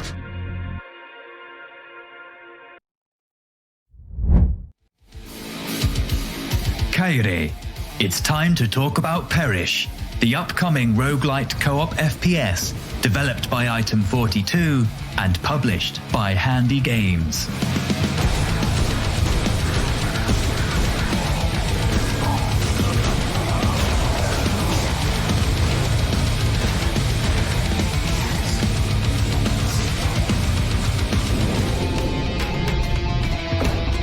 This is Pantheon, or what is left of it. Once an overground temple, it is now a necropolis dedicated to the damned and forgotten. It's a sanctum for uninitiated souls who dream of finding a path to Elysium and the tomb to which they return if their quest to find the afterlife ends violently.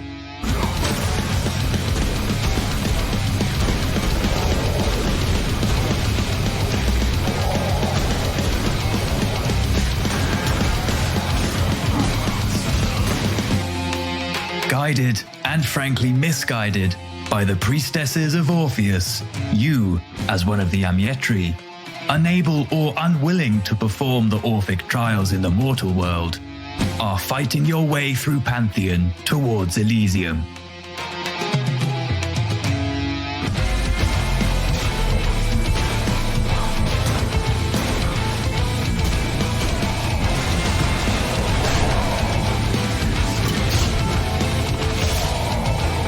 The result is a never-ending battle amongst the dead. One and all aim to complete the 12 tasks of Purgatory, reliving the suffering of the Olympian god Dionysus in order to prove themselves worthy of the company of Orpheus. Most are doomed to meet their brutal end over and over, only to be forced to undertake the trials again from scratch.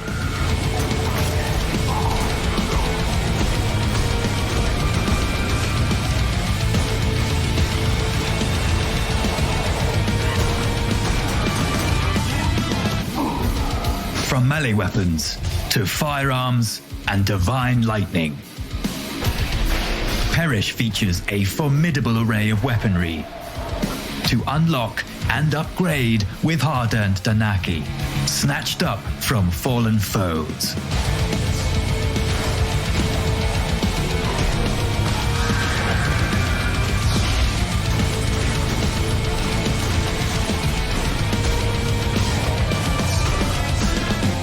That being said, even with the mightiest ordnance, the hordes of the deceased are tough foes to deal with.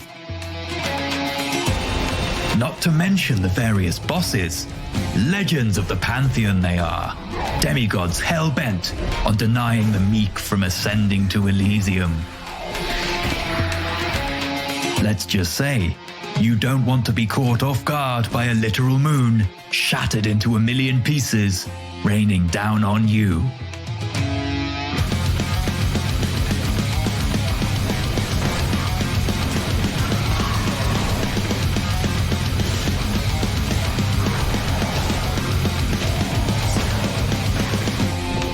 So what could be more effective in the blighted Hadean underworld than an immortal Ish warrior with heavy artillery?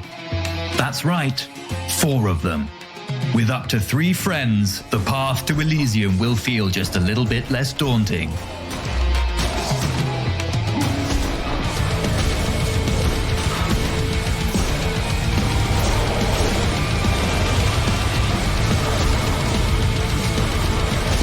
This is Perish.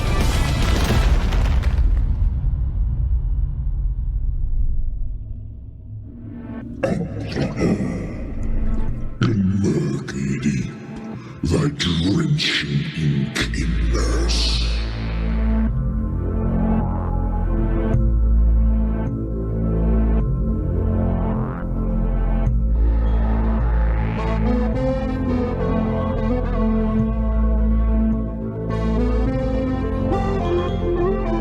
And our business is riches, noble guide.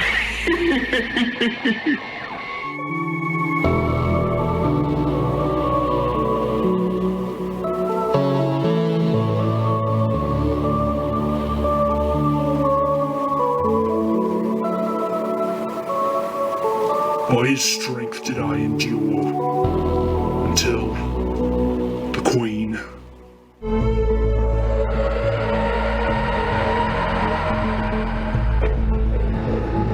They flee from our fury, and the fortress be ours. Ha ha ha! Lofgastum Ulvak!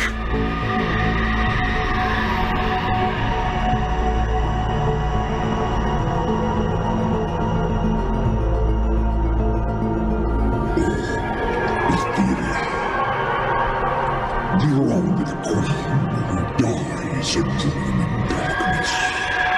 We serve him of clamoring which dreads a wailing carcass.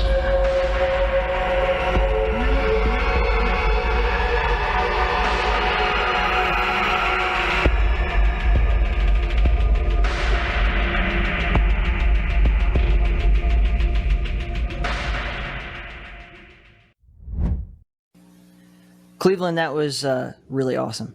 This is so cool. Like I've been saying, I've been really adamant about getting some things into Realms Deep that were not just boomer shooters, because we got lots of those and they're all great and all, but like there's so many cool games that I still like really, I think, fit the theme of what we're going for here. And your amazing retro real-time strategy RPG thing is perfect. And I had that short list and I was like, this game will be here. I have to make sure It Stares Back is in Realms Deep. And here we are.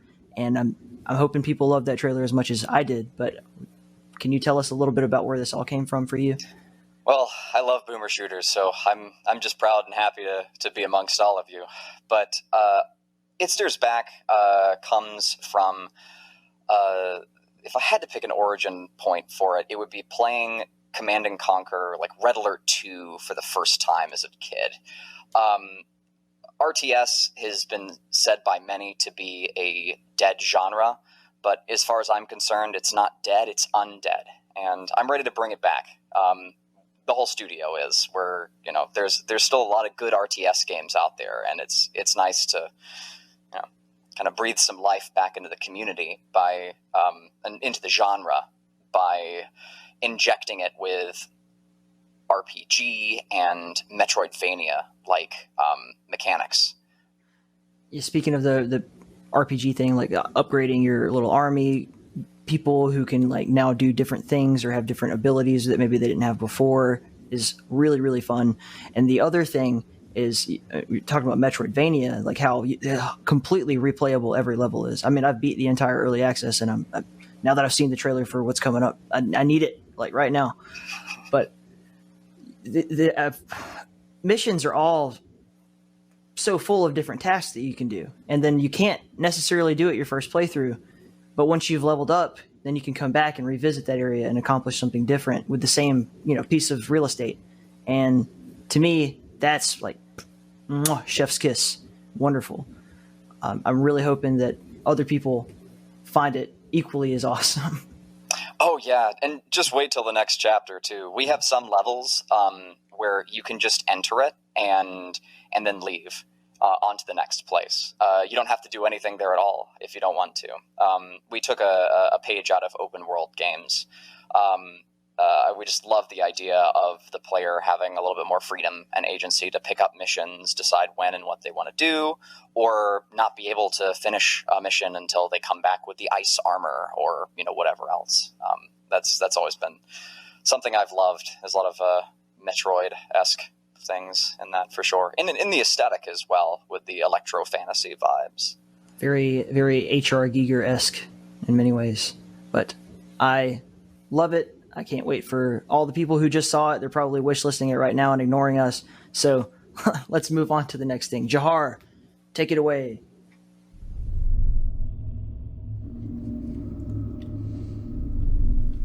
All right, I hope you all enjoyed that part of the show. It was really fun to see like all these crazy stuff going on with like myself talking to everyone. And I'm so sorry that we're cutting from me to me and then back to me and then back to me again.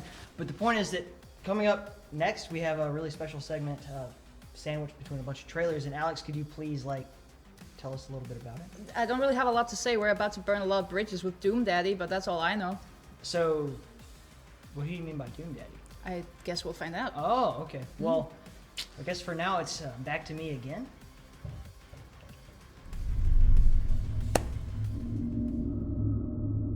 I got Project Downfall's Crimson Reaper right here for you to talk to, or for me to talk to, and for all of you motherfuckers out there to listen. I'm really stoked about this one. This is a really unique, different kind of game. And we have so many different crazy ideas for what games could be in this this whole convention. Yours really stood out, man. What is Project Downfall about to you? Right, thanks for having me. So, Project Downfall, in a nutshell, you could say it's a kind of unique mix of adventure and first-person perspective game. It takes place in the near-distant future when actually the European Union is in disarray and about to fall apart, and a new superpower is looming on the horizon. The Novorussia Federation, so something like a new Soviet Union. And, well, everything takes an unexpected turn once you one fateful day, and that will lead to one of the 12 outcomes.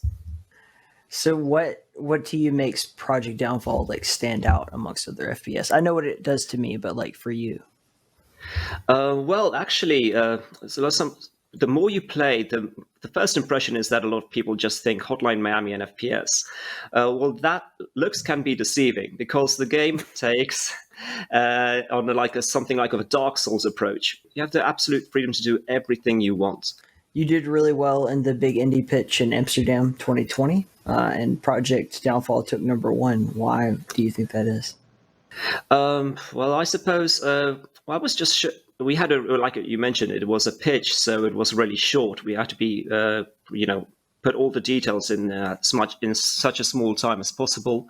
So I think the things that stood out most would be the dynamic music, because the game has music changes depending what is happening on screen, and the environment destruction, because I was always showing off the Tengu level, which is based on the tea house level from Hard Boiled, where there's like obliteration, ultra obliteration. You can destroy walls. It's like more like Rainbow Six Siege. Well, obviously not that budget, because we have no budget and our whole dev is 2 guys. So, but considering our manpower, I think we did pretty well. And obviously the other thing I think that they liked were how they didn't expect that so many actions would lead to so many different events and possibilities in the game. I like that you said the level, the tea house level in Hard Boiled. I think you meant scene, but I'm totally on board with you. Yeah, exactly. That game is. You're fucking me up too. That movie has inspired so many cool games lately. Maximum Action. It's a harkening back to probably what was inspiring Shadow Warrior in the past. But one thing that you really mentioned that stuck with me was that your actions matter. This is not exactly typical for an indie game, especially not for an FPS. But do your actions really have consequences in Project Downfall? And can you provide any examples that might make me think otherwise to my original playthrough?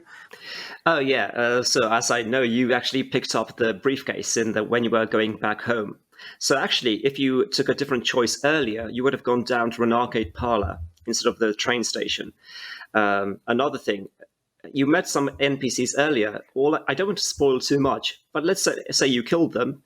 The game would have gone down a completely different route in that case. Well, I mean, we could talk about it all day. We could talk about it all day long, but let's show these people the trailer and see what they think.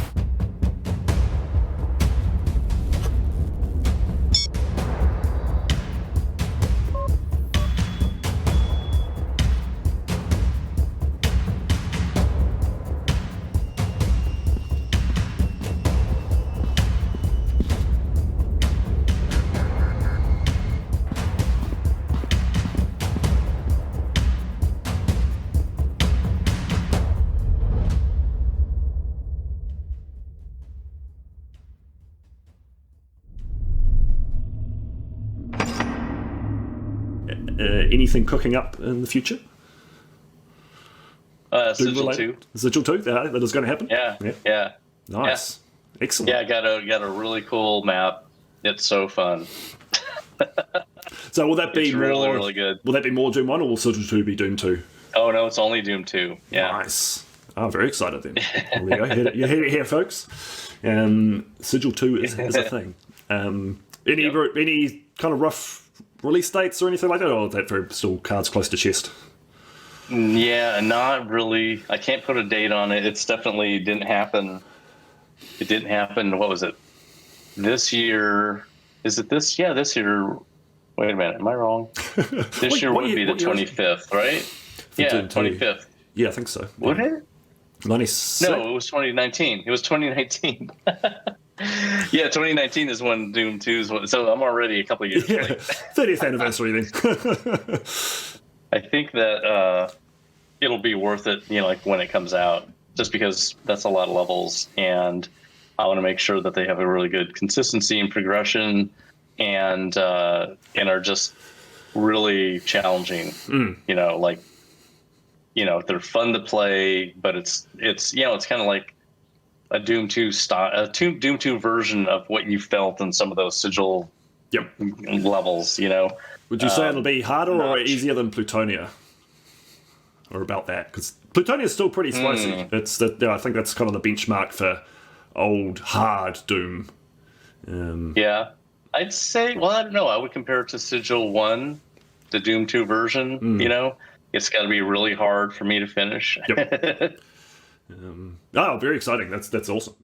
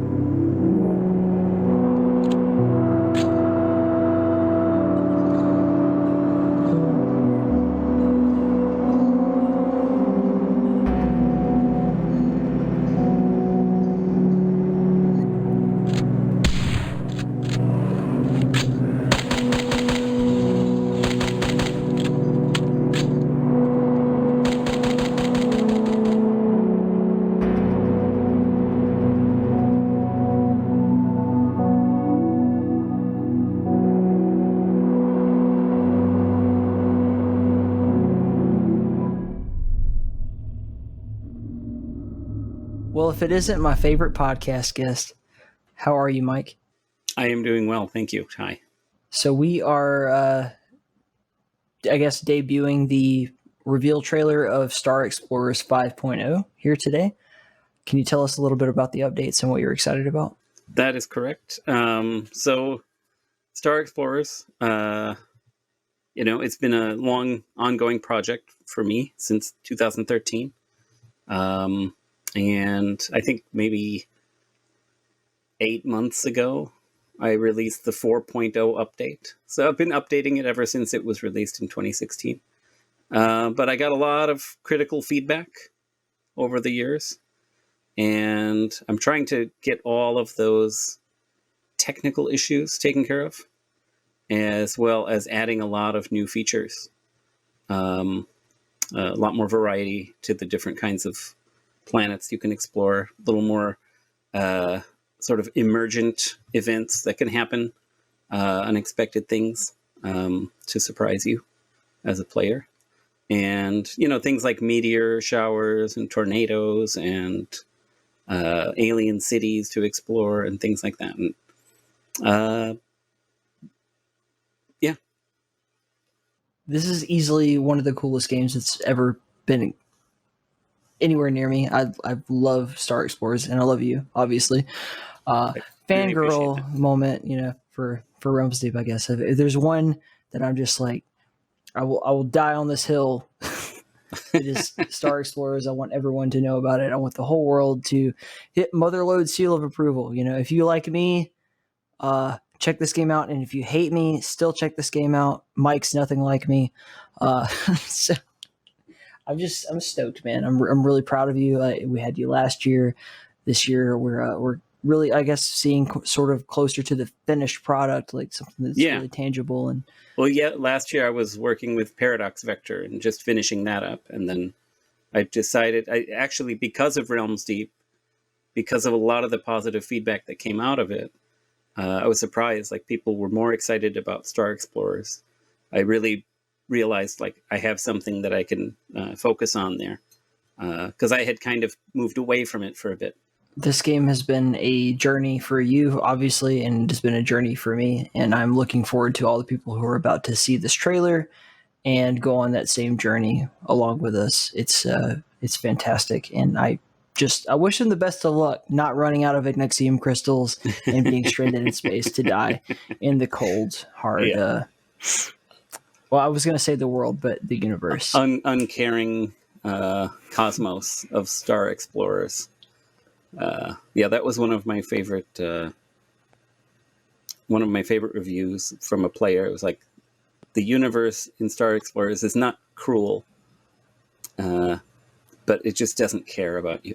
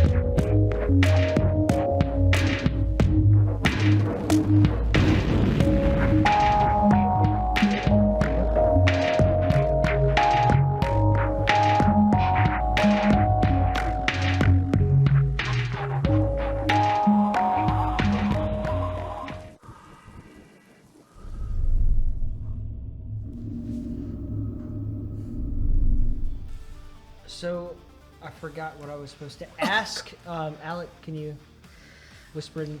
Just, they won't even notice. Just. Are you sure about this? Yes. Okay, we're not live right now, Al? Okay. Oh yeah, when is Wrath coming out? Right. So about Wrath, a lot of you guys have been waiting for an update, and I'll give it to you straight, and then we're not gonna make it for summer. And I know Chad is probably gonna go crazy right now, but that's just how it is. We are working every single fucking day on this. and I've never seen anyone work as hard as the Raft team. They are brilliant people, and because we're working so hard on it, that's because we want it to be the best game possible for you guys. There's going to be some changes. There have been some changes already. There's going to be more. One of the reasons why this has taken so long is because of the world situation. We're in a pandemic. A lot of our team has been severely affected by the pandemic. We are in a much better place now. We're working hard every day.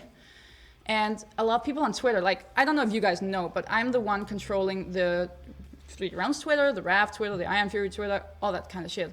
And what we're gonna do now, because so many of you guys are asking us, hey, are you still working on Raft? What the fuck is happening? Yes.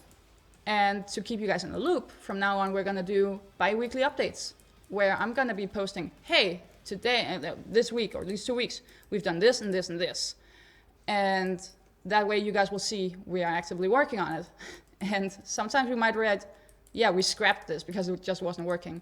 But we want to be as transparent with you guys as possible because we haven't been as transparent as we could be. That's going to change. I'm not a developer. I don't know what coding is and shit like that. But I'm in the loop with Raft, and I've never seen anything like it. It looks fucking awesome. You guys have a lot to look forward to, but it has to be the best game possible. And if that means waiting an extra month for some months, I don't know when, then that's gonna happen. Yeah. I've always been in agreement with that in entirety. That's the entire theme of In the Keep podcast, really, is just like supporting developers and making sure that we understand and have transparency with what they want and everything. Yeah. And for me, I would always rather have the best game possible than a shitty game that comes out. Isn't there a meme about that, actually? Yes. It's so prevalent. Is like this crunch culture, and we don't practice that here. I've actually been upset the whole time I've been in Denmark because I'm like, I want to work on Realms Deep, and Fred's like, no, we have to go fucking ride in the Ferrari and drink boomer juice and all this kind of shit. Yeah. It's actually quite a beautiful thing that you guys are not harassing them and making them work extreme hours. Exactly. And even if we aren't harassing them and working extreme hours, they really are doing a lot. Like, they are, I wouldn't say crunching because that's a bad word, but they are working. What did Dave Oshry call it? Accelerated development process. Shout out. But yeah, that's, it's fucking crazy. You guys have a lot to look forward to when it's coming out. But yeah. Yes, and we have another segment coming up as well. Yeah, that we also have to look forward to. We have a game that we all know and love. I'm not going to say the name of it because you'll see it as soon as we're done here. And then you'll also see my best friends over at Hyperstrange. And yeah, we have a bit of a segment for you. So stay tuned, and I hope you're enjoying Realms Deep.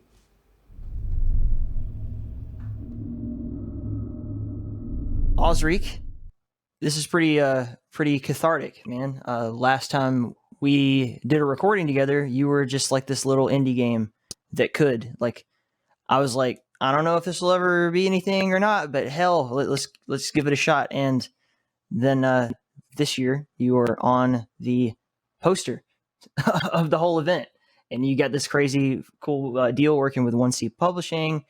How are you feeling? Overwhelmed. It's we've been bouncing all over the place, trying to tackle 30 things at once. And not too long ago, we just released the game into early access, which is the entirety of Chapter 1. And yeah, it's been a mix of trying to keep on top of updating that and working on Chapter 2 stuff. I'm pretty stoked just to see like what you're going to be showing off and everything. This is like I said, it's cathartic. I was like blown away by how much love that you got last year, and not in a bad way. I mean, I already liked Viscera Fest, but just the crazy amount of community support and the love of the characters too. I think that's a big part of what makes this specific thing that we're doing, this Realms Deep thing, so special. Is that, I mean, 3D Realms is known for its amazing, like, relatable characters, and your game is so driven by that it was just kind of hard to ignore. It was obviously part of the family, and yeah, here we are. Yeah, it's been really strange because I don't think it's quite settled in just how much it's blown up. Because especially with our community, at least, things still feel a bit small and focused on a fair group of people on both our Discord and our Twitter. But yeah, it definitely has been kind of strange moving from like just last year. Probably we only had like 300 people in our Discord, and I think we're going on like 4,000 now.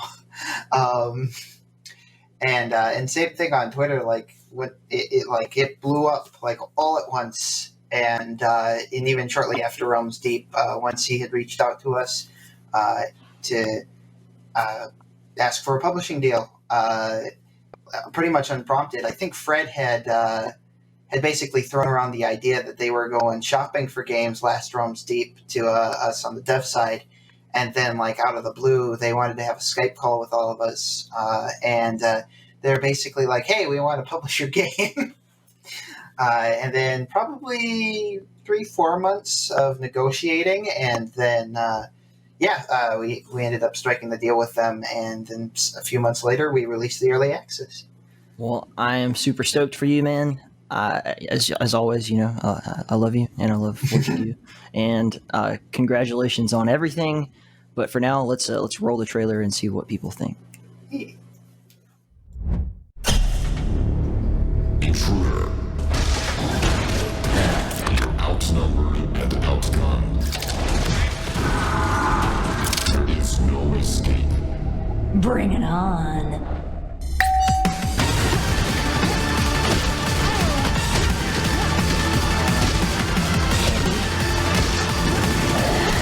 Let's get dangerous.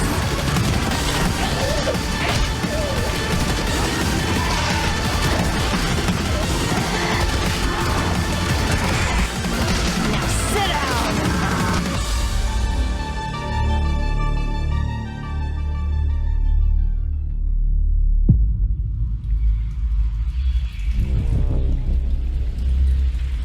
Wake up.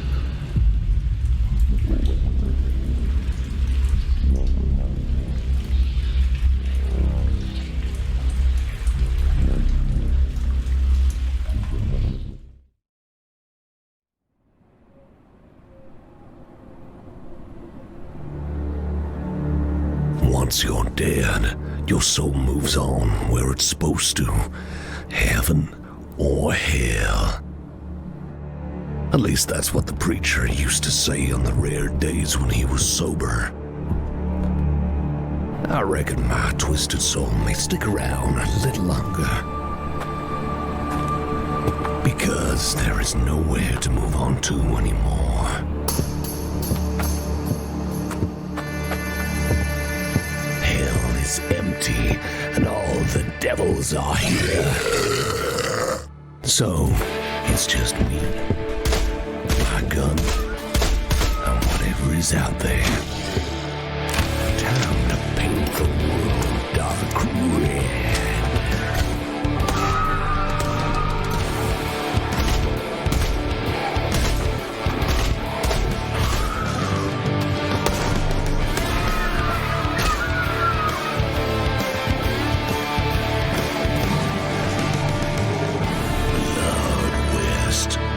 Wishlist now.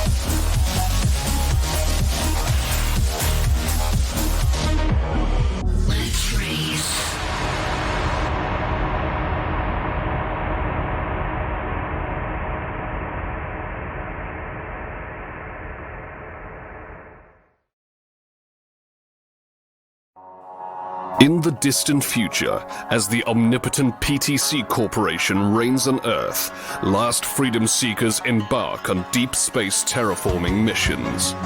An engineer arrives on Methuselah, her new frontier, a planet 12,000 light-years away from PTC's clutches. But as an anomaly destabilizes the Methuselah's flux gate, a monstrous horde pours in. Massacre ensues. Our heroine is scared and outnumbered, but she is not outgunned.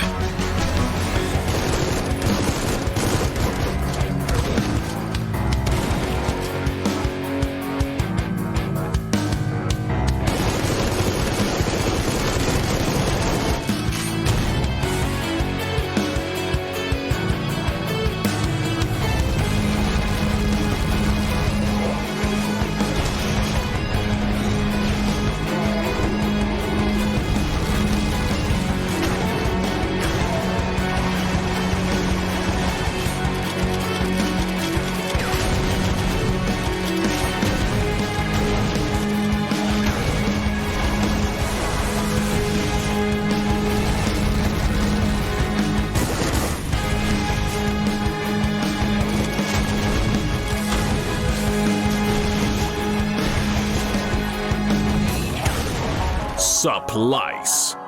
Endure, adapt, strike back. Wishlist now on Steam.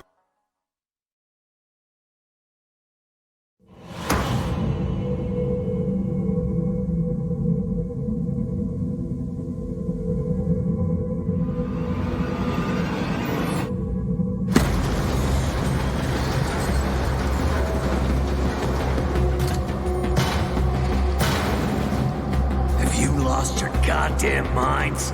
You idiots are gonna pay for shooting up my... What the hell?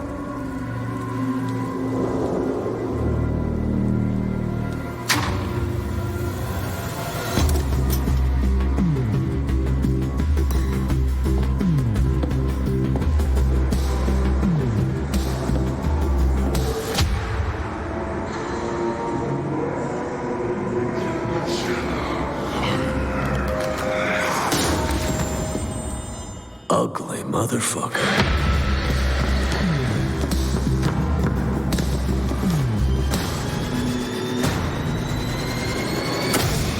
Shit.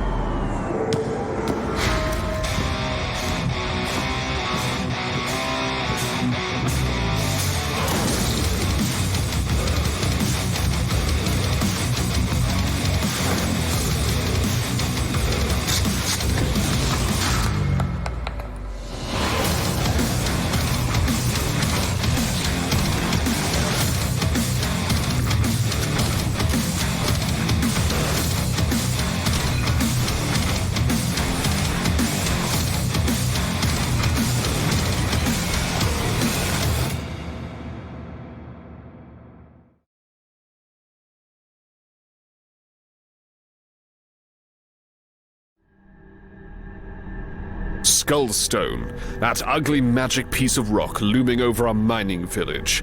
My village. It was dormant for centuries, but now it awakens. Just my luck, eh? Ancient evil returns, as it always does. Monstrosities from the dark realms below plague our mines and the surface. They eat my villagers! This is a big problem, you see. I like my mines operational. I prefer most of my men not to be eaten, but in my whole life I've never had a problem that a hefty pouch of gold and jewels wouldn't solve. That's where you hired blades come in. You will walk into the darkness, literally. Bring some torches, find your way below, just mind the traps. Send those monsters back to where they came from. They deserve no mercy.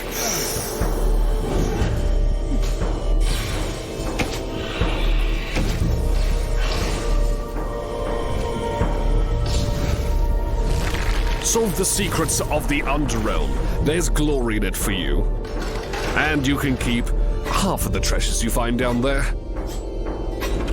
Get to work, adventurers. You've got a dungeon to crawl. Skullstone. Wishlist now on Steam.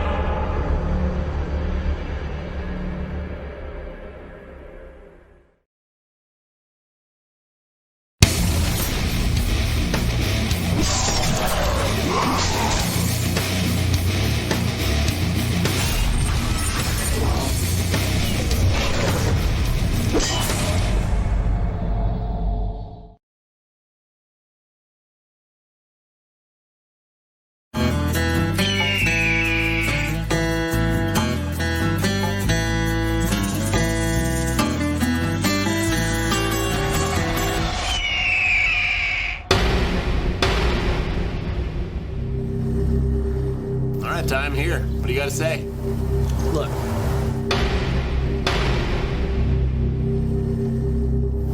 I've been thinking a lot about what happened last year, and it's Realms Deep time again. So this seemed like the appropriate time to just fucking sit down with you and try to make this work. Oh yeah. Why don't we relitigate this? What happened last year? I don't want this to be adversarial, man. You nearly killed me with a shovel, man. I got major concussion problems now. I know I can never fully make it up to you. I know I caused you a lot of pain, and I just want you to try to put yourself in my shoes and think about the position I was in. I don't know what position you're in. Tell me what position. You didn't tell me last year. Look, you've been in this business for 20 years, dude, and I'm just making my way into it, and I had to try to find a way to prove myself. I've told you before, there's one easy way to get anything out of me. Right here. Well, and I deserve that, but the thing is, I know we say I regret nothing, you know, all that kind of shit, and the truth is that I really do. I feel bad about what I did, and I shouldn't have taken advantage of you like that. So what are you gonna do about it? I brought you a small peace offering. It's just a little gift. I hope. Small enough to fit in this bag, yeah. Yeah. I guess that works. Thank you. All right, man. I'm gonna go get you a drink. If you want to check out the pool, the views, I'll be right back. Thank you, man. I feel a lot better. Yeah, I bet you do.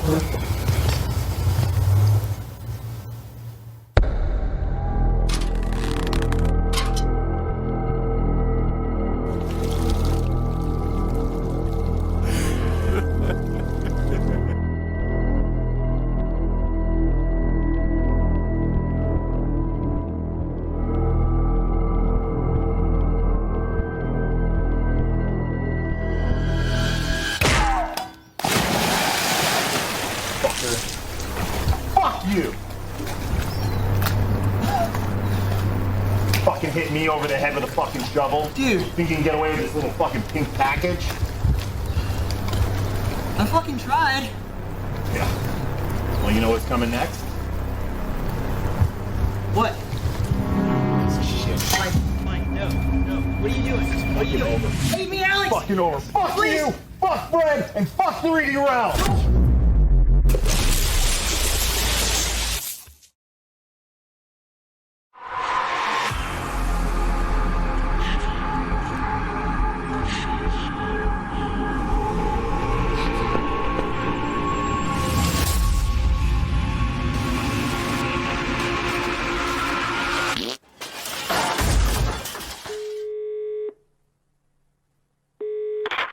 Vince?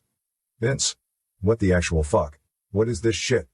This was supposed to be an intro cutscene. I told you guys letting this Polish sweatshop make the game was a bad idea. Eastern Bloc? Come on, haven't you learned anything? Wait, the hell? I sound like a lame YouTube machinima. Vince, get me my voice, or so help me. What do you mean, just a demo? Yeah. I don't give a damn. My contract says, voiced by. Hell, you know what my contract says. Get me my voice. Oh, that's a little bit better, I guess. So, Vince, what's up with that demo thing? Like, I'm here, I'm wearing the sissy hospital gown, looking like an idiot, and there's, like, literally nothing here. Zero effort. Yeah, like I'm here, and the place is just empty. So unprofessional. No, wait, someone's here. No, it's okay, I'll handle that. Hey, you! Yeah, you! Over there! Are you here for... Shit, come closer! I'm not gonna shout. Okay, close enough. Now shut up and listen. I'm gonna break the fourth wall with you. You're here for the intro, asshole? Tough luck. This is it. Those hyper-strange bastards making this game got nothing done. We gotta improvise. I'm just gonna tell you what the intro would have been. If I was working with professionals. My lips aren't even moving. The game is called Postal, Brain Damaged. The entire shtick is that it all happens in a damaged brain. Mine. Sort of like a messed up dream. So I'm just gonna tell you my dream. And you flex that imagination muscle. We see planet Earth drifting through the black void of space, a demonic sigil burned in its surface. I look down upon it, standing vigil in my orbital space castle ship fortress thing. I'm listening to a woman crying for help over the radio. I know the demonic forces are butt-humping my planet, and I am pissed as hell. I grab my super-duper shotgun and exactly 3 out of 6 available shells. That's not enough, but that's okay. I also have my trusty wrist blade. Then I put on my iconic helmet. As the portal leading to Earth's surface powers up, I feel my huge dick pushing against the inside of my suit of tech armor. I'm ready. I reload my gun, and What?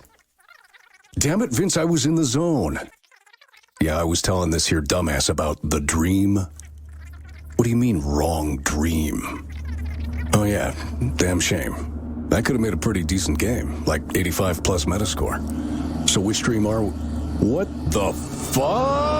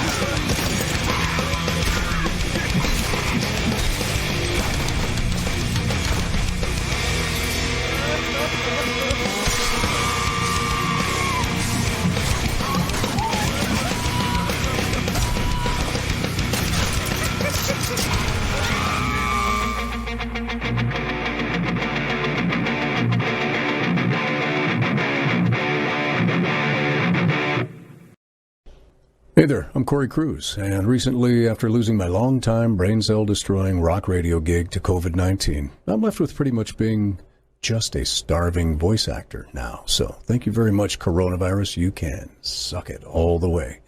And of course, you can only ride something like those super high fumes of being a former postal dude for so long, and that's where I'm at now. So therefore, I'm really grateful to Running with Scissors and Hyperstrange, because they have determined in their infinite non-wisdom that I am just the right amount of damaged to be a part of their new game. Brain Damaged. That's Postal Brain Damaged. So that's something to be super stoked about. I'm happy to once again be semi-relevant, let's say, and be a part of the postal community in manners such as this. So since I've got you here, and the Running with Scissors money pretty much gone, and these Hyperstrange guys, well, they pay in frickin' Polish groschen or something like that. So, if you wouldn't mind, please subscribe to my OnlyFans page. That would be great. All right, Corey Cruz for Realms Deep 2020. Right, make that 2021. And I'm out. See ya.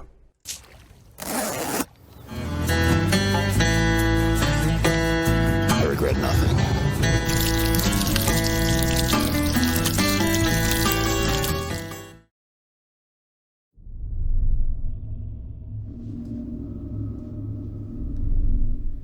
Oh, there you are. You okay, buddy? Dude? Hey. Furniture. What's the next segment? I actually don't know. Jahar, what's the next segment? John Romero! Oh, yeah, John Romero is up next. We're gonna dry tie off while we're doing that. We got Father John and Bridgeburner, and it's gonna be a thing. You are so. Ugh. I'm producer of Burning Bridges with Bridgeburner podcast. You should check it out at hellforgestudios.com. Also, all the games that they showed off earlier are there. Running with Scissors is great, and I'm really happy to be involved in all things Hyper Strange and Postal. Brain Damage is going to be awesome, and yeah. Do you need a hug? Throw to the fucking tape. Tape. Bye. Please.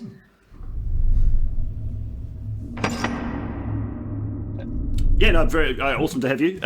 You know, one of the godfathers of the genre. You know, you look at your early works. You got Wolfenstein, Doom, and Quake. 3 pretty iconic IPs that really made a massive mark on the gaming world. What's one thing from each of those games that you think they did like uniquely well, like something specific to each one? Geez, let's see. Early works, let's see. Wolfenstein was my 87th game. So there was a lot of level design before Wolfenstein. Okay. So it was smart that we used the same level editor to make Wolfenstein's levels the same one that we used to make Commander Keen's levels, all the 7 Commander Keen games. Okay, that's so yeah, the level editor had 33 shipped commercial games made with it. I didn't realize there was that much beforehand. Yeah. Wolfenstein's game number 87 for me. I started making games in 79, so I made games, for a while, 13 years before Wolfenstein. Right. And like getting the engine to the speed that it was pretty great, considering it was our 3rd first-person shooter at that time. We'd made 2 before Wolfenstein. We were trying to replicate the original Castle Wolfenstein from 1981 and just do it in 3D. And we started putting a bunch of stuff from the original game in there. And at one point, we decided we need to remove anything from this game that slows it down. Yep. Because the speed was unlike anything that anyone had seen before. So slowing the game down wouldn't be as impressive as keeping up that speed as much as possible. So we removed all of those things that were like the original Wolfenstein and just focused on just speed and mowing down Nazis. So that's basically the smartest thing that we did, I think. So that was Wolfenstein's decisions. And Doom's decisions, well, that game did so many things. There's not even one thing that you can say we did best on Doom. Maybe multiplayer could be considered probably the biggest thing that's still happening today. Multiplayer gaming, multiplayer FPSs. That was the first one. So that was probably the biggest decision. It was funny because it was one of the last things we put in the game was multiplayer. So it was a good one. There, a good one to slip in there at the end. and then with Quake, what was the best thing we did with Quake? internet multiplayer. Yep. Probably it's the thing that everybody's still doing. It was also the first full 3D texture map shooter that was super fast. So those were kind of the two big things that like that. To look around. Having that multiplayer component just extends the replayability of a product so much, and people still playing Quake 1 in classic Doom tournaments today. It's still a small but pretty thriving community, even almost 3 decades later. Yeah. Which is crazy. Good decisions. Yeah.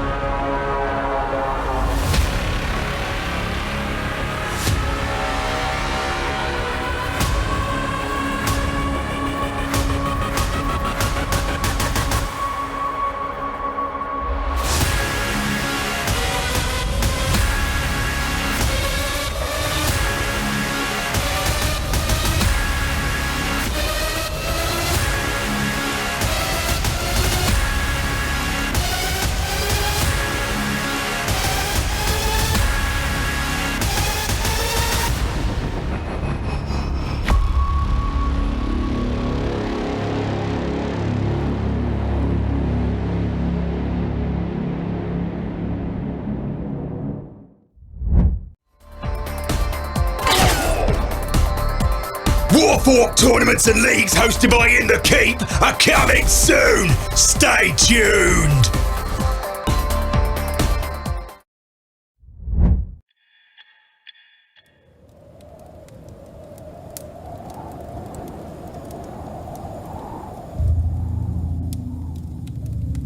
So many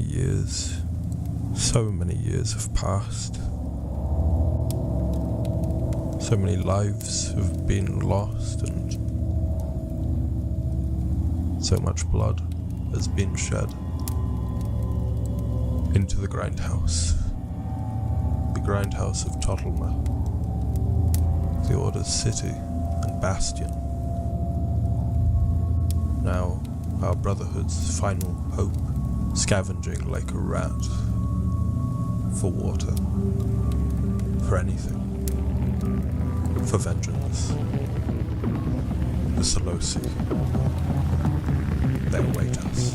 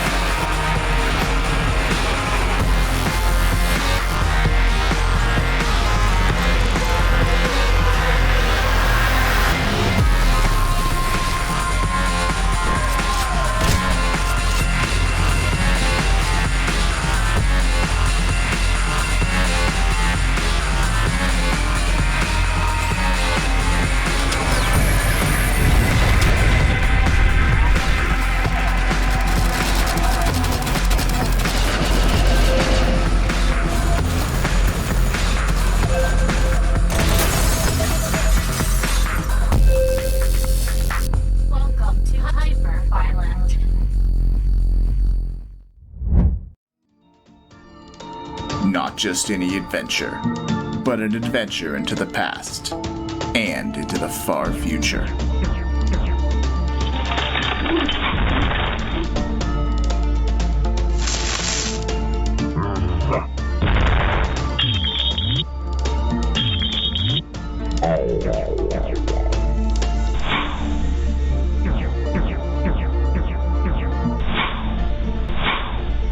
Battle the gods and prove your worth in Anopec, only on Steam.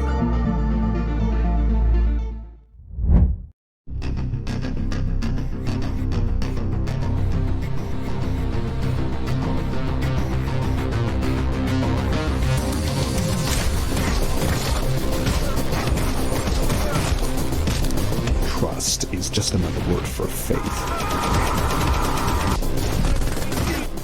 It's just as blind, no matter the circumstance. Oh no! It's a big, scary beast! We're dead! So, you're the so-called Angel of Death?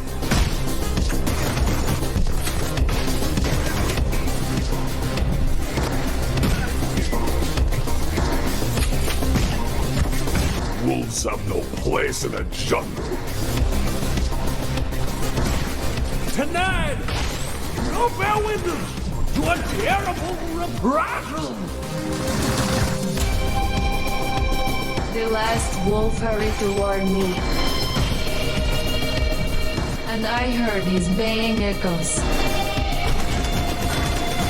My name was prescribed at birth. My soul, predicament. You're in my world now. And in my world,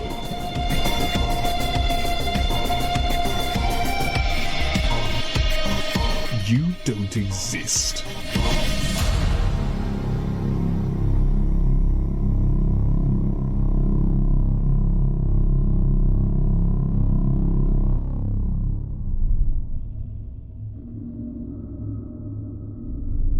Scumhead Vomitorium is out now. People can play it. It's been a long haul. This is like your dream game, man. Beksinski and all that shit. This game is dope. It's one big interconnected map in GZ Doom. What the fuck? How did you do it? Well, first I'll say I never want to do it again. We destroyed the engine. I am shocked it runs at all. I had to ask for help from like 8 different people to get things to work. So I don't know how I did it. I just decided to do it, and it ended up working out in the end, but it is definitely not something I would ever do again. The whole one map thing. Why? Is it just in GZ Doom? Is that the problem, or? Okay, if you want to put a whole world on one map, you're going to be using a lot more resources than when you just would break it up into several different maps. So we have hit the actor limit. We've hit the ambient sound limit. Things are breaking if you put things too far. So I've had to like crunch and change things constantly. Not a good idea, but it's a fun challenge. And you're proud of the game that you've released at this point? Well, don't say no. I won't say no. I would say that I've learned so much from the project because it was a lot more of an overtime thing than like my usual 1 to 3 month type project that whatever I make next, I am looking forward to because I've learned a lot from this. I want to do this again, but much better and not on one map. So the game can be, what I would like it to be fully. I am stoked, and many, many other people are stoked about Vomitorium. It's been legendary, so to speak. We've been listening to you yammer on about this game for quite a while now, and it's here. Mm-hmm. Some of your Kickstarter people are like itching, all this time to play it, and here it is, and it's fucking awesome. let's roll the trailer.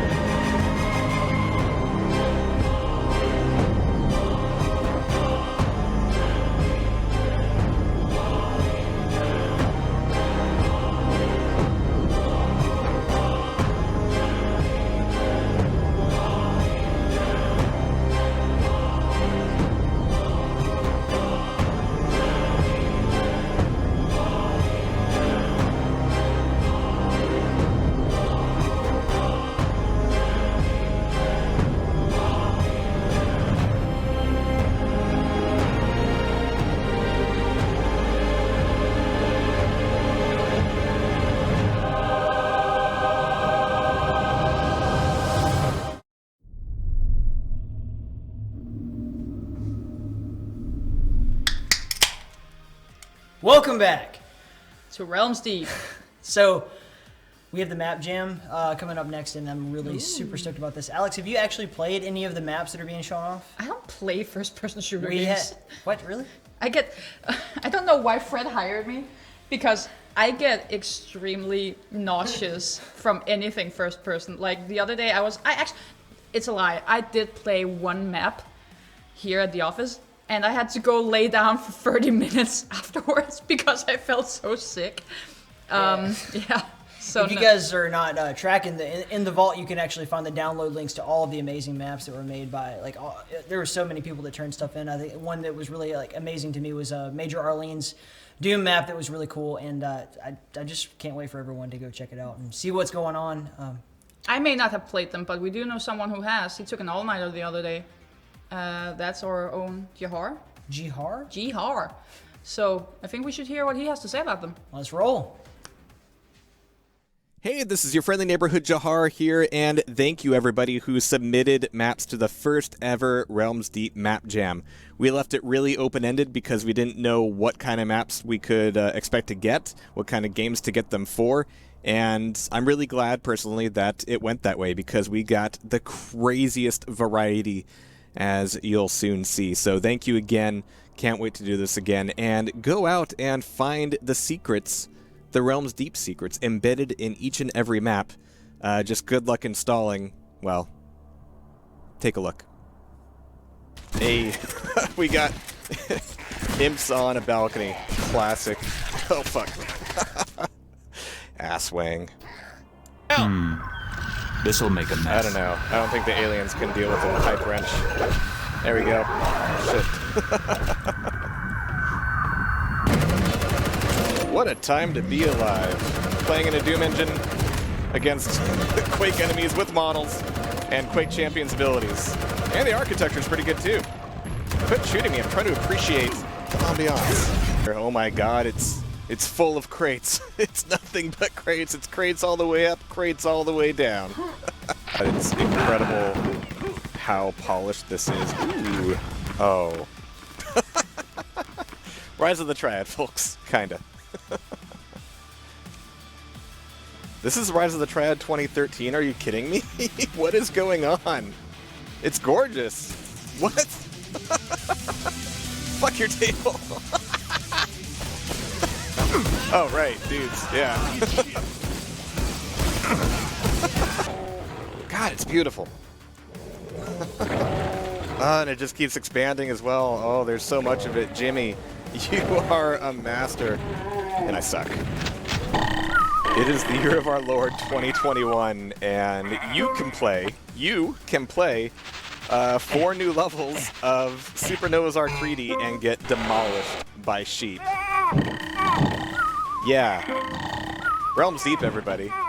I'm not even mad. This is amazing. Oh, man. This new level by Major Arlene is off the chain. This might legitimately be the most Quake-like Dusk level I've ever played. And it's not just because of the textures, like actual enemy placement. Oh man, between a new port and custom levels, this is turning out to be a really good time for Power Slave, Exhumed, whatever you call it. I call it a really good time.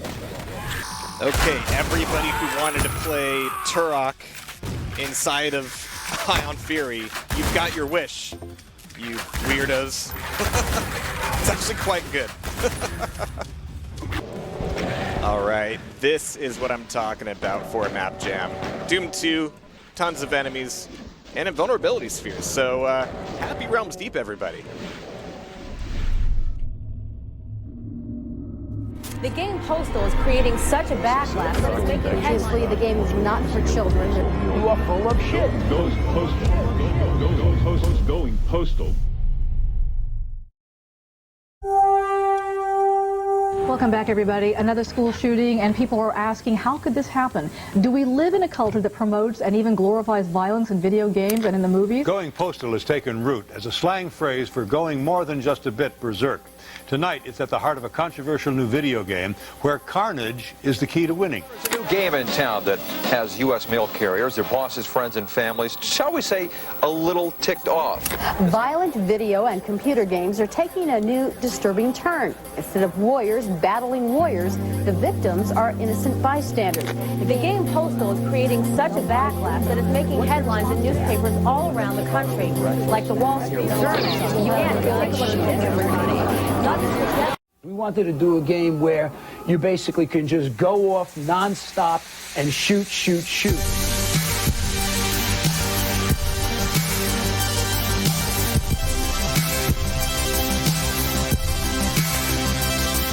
You talk about how realistic it is, and then now you're trying to say that it looks like a cartoon. I've seen your game. What we've done, I still think it has no redeeming value. What's the deal here? Where's the hypocrisy? Where's the honesty? Oh, well, we don't do stories. Well, then basically you are fake news. You are full of shit.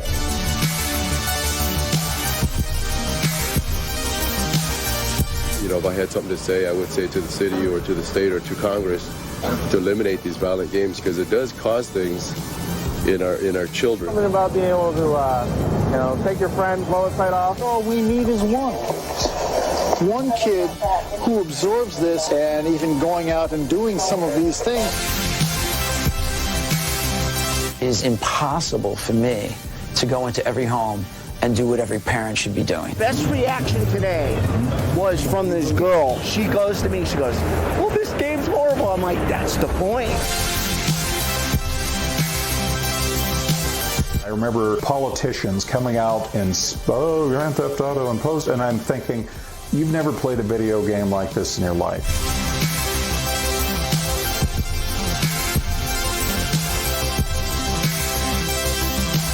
It's the game that some say everyone wanted to make, but no one had the balls to make. The world's psycho. I mean, there's school shootings all the time. There is violence abound. There's never going to be a time where there's not going to be some sort of violent act in the world where Postal is going to be okay to you. Like, you just have to be okay with Postal. Going postal. Going postal. Going postal. Hi there. Would you like to sign my petition? Don't go there.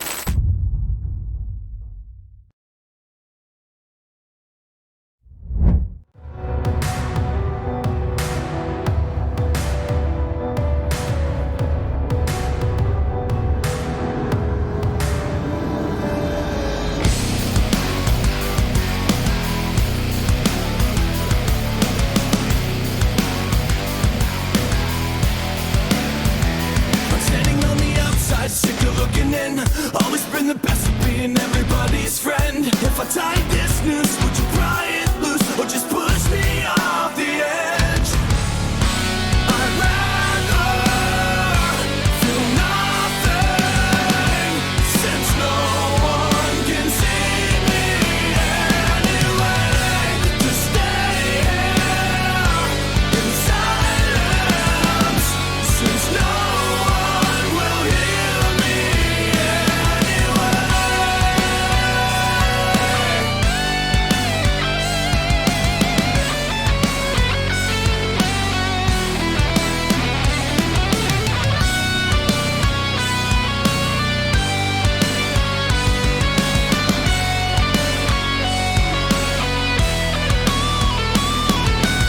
It seems like I'm the enemy to myself. I need help, I'm in hell. Don't tell me. Please no. It's a good day to die. I regret everything. I regret everything I ever done.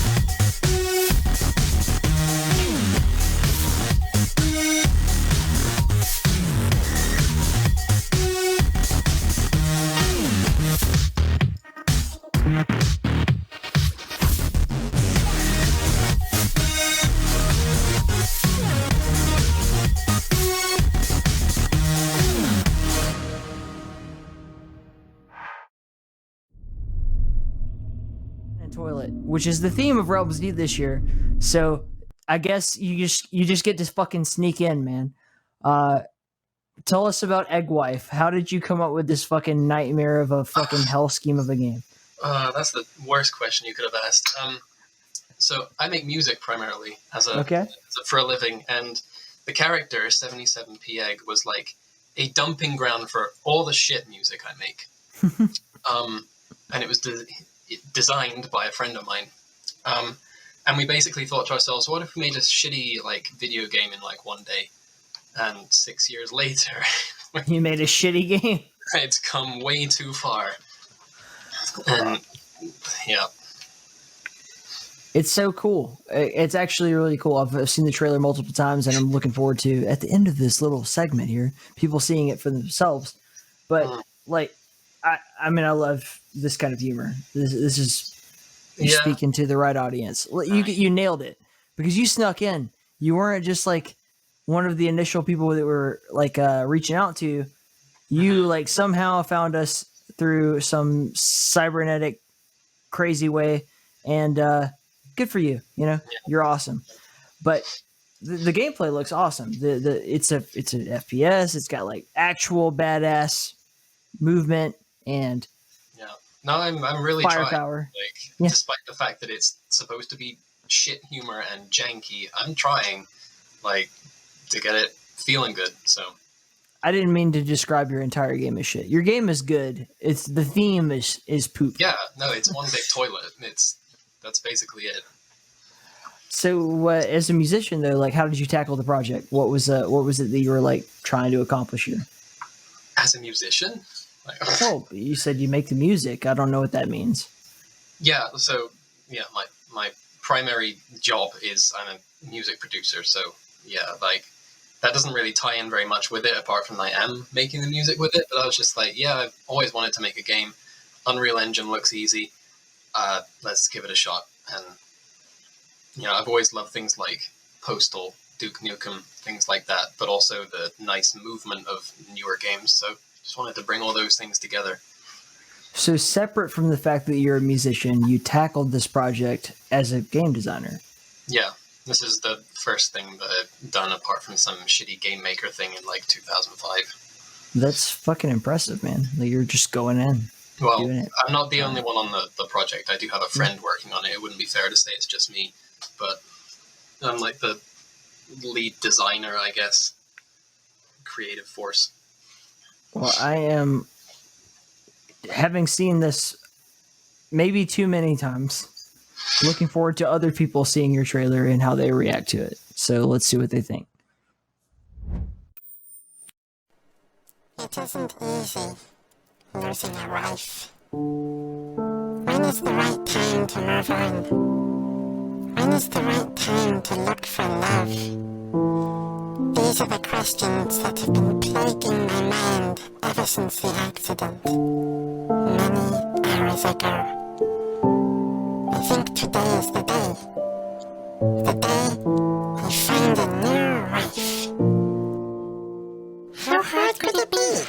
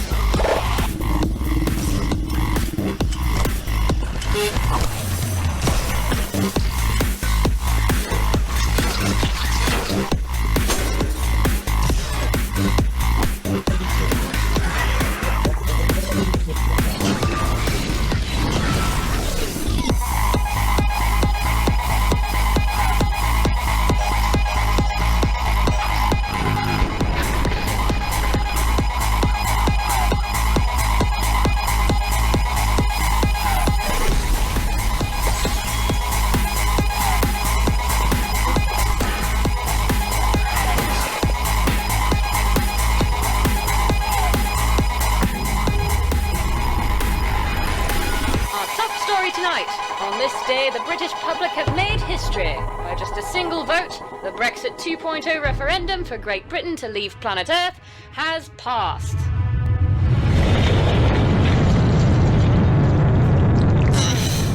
I should have fucking voted. And of course, there'll be sport.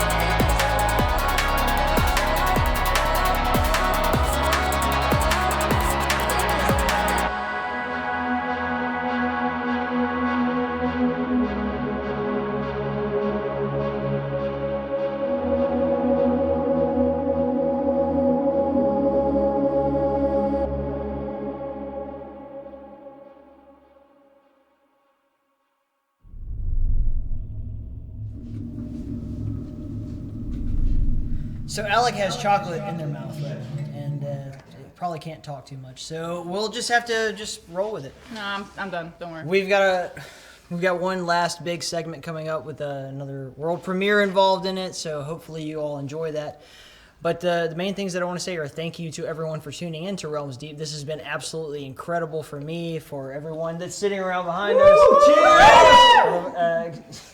Even Greg, who got busted up. Sorry, but the trailers have to be in on time. Dave Oshry knows that. It'll come. His trailer will be here next year. Okay, next year. He's learned halfway. Dave, you're on thin fucking ice.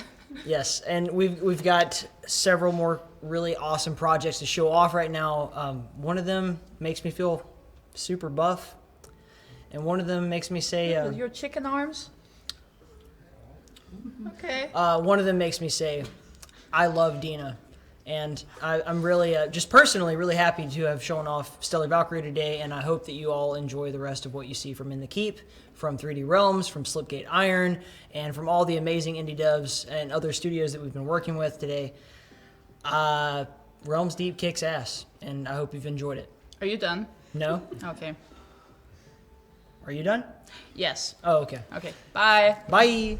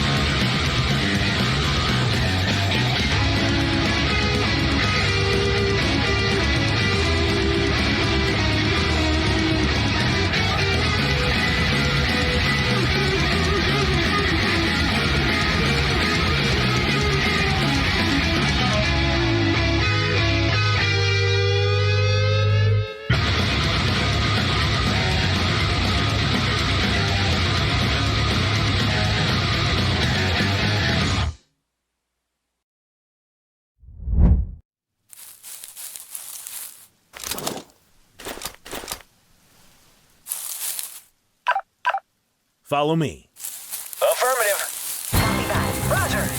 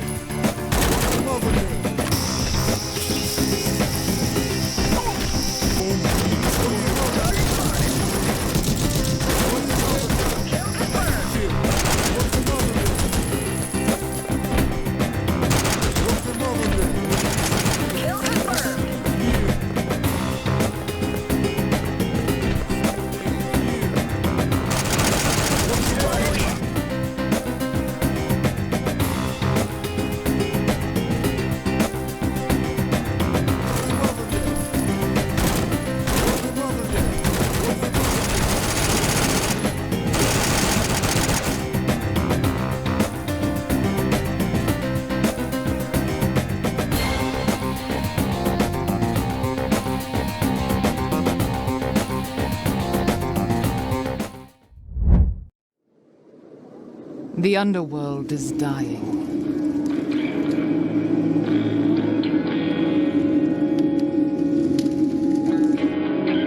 Our heritage, swallowed and mutilated by tendrils of chaos.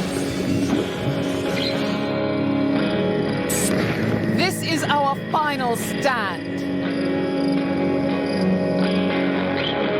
They ruined our world. Now, make them pay.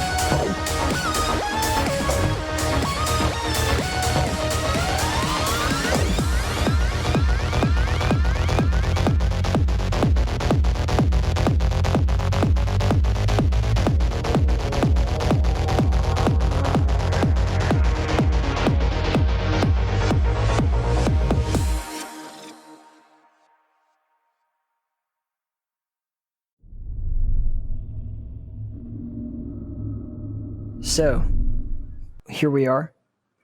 Just the two of us. No one else is watching. Okay, perfect. What are you going to do? I'm going to talk about my game. I mean, obviously we have a special bond. I've already gotten the chance to talk to Tony No about idea this. what you're talking about. Yes. And I'm probably not as stoked as you are because this is your baby, but I am absolutely ecstatic to talk about Call of Sir Ragnar. This is our moment. This is what we worked for, man. This is what we did. We did this together with Ben and Tony. That's And nice. Can you? Well, I didn't do anything actually, but what can you tell us about your influence from Betrayal at Krondor and how it has manifested itself in your dream to create Call of Sir Ragnar? Oh my god, Betrayal at Krondor. It's an obsession in my life. I started playing it when I was, 13, 14. I barely knew any English, so I played with a dictionary. And no game came out since anything similar to it. Or if it did, it was a terrible game. So the lack of Betrayal at Krondor likes made me want to make Call of Ragnar, to tell my story in a world, in a game similar to that, because there was nothing similar out there. So, yeah, it's such a special experience for you, obviously, but like Sir Ragnar is taking your nostalgia, like the things that you remember and that you love about Call of Sir Ragnar, all of the great gameplay mechanics, all of the puzzles, all of the tropes, and bringing it to a modern audience, making it something that is tangible and is something that people can put their hands on today and say, like, this is the experience that I've always wanted, but I never knew it was even available to me. And it wasn't, other than going back and playing a game that, to be fair, be mad at me if you want, is largely inaccessible to a younger person. it is. I won't deny it. It's an old game. It has outdated controls. It's outdated graphics, so it's hard to get into. But if you put your time into it, you'll experience something that no other game can provide. But for the people watching right now, if you are looking for something that will give you the feeling and the experience and the beauty that was Betrayal at Krondor, look no further. We've got a trailer for you right now. Suck it.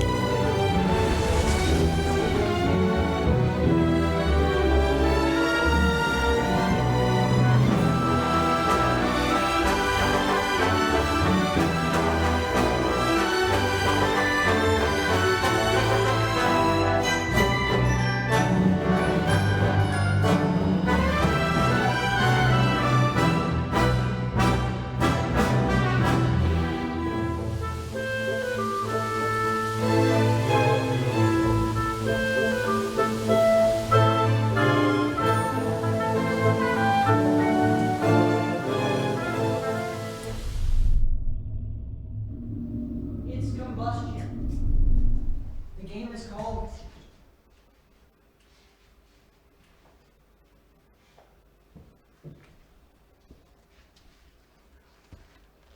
Oh, hey!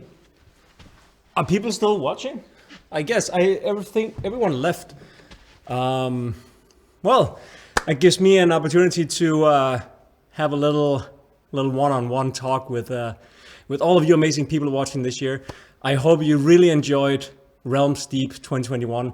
We tried to put as many awesome things in there as we possibly could. Here at the finishing line, I'd love to say a few words to our incredible crew. As you might already know, Realms Deep is run by a fantastic volunteer crew. The whole event is a non-profit event, and the sole purpose of it was to present and showcase a lot of the games that don't have a fighting chance at many of the large-scale game shows that you see out there. And we really wanted to help as many of these developers out as possible. I hope you also liked what you saw from us. And here at the end of the show, we do have one last thing to show you. A really cool little game that we think you guys will like a lot. So thank you so much for joining Realms Deep this year. Next year is going to be absolutely insane, and I can't wait to see you all there. Thank you so much for watching.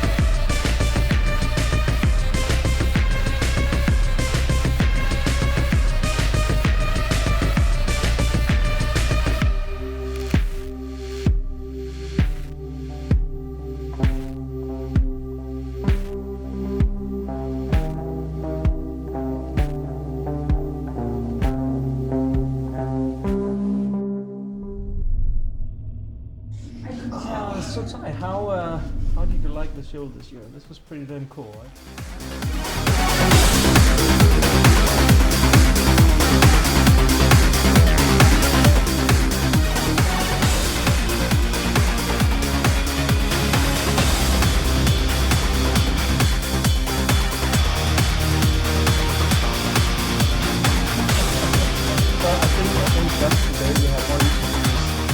History of the Freedom YouTube channel.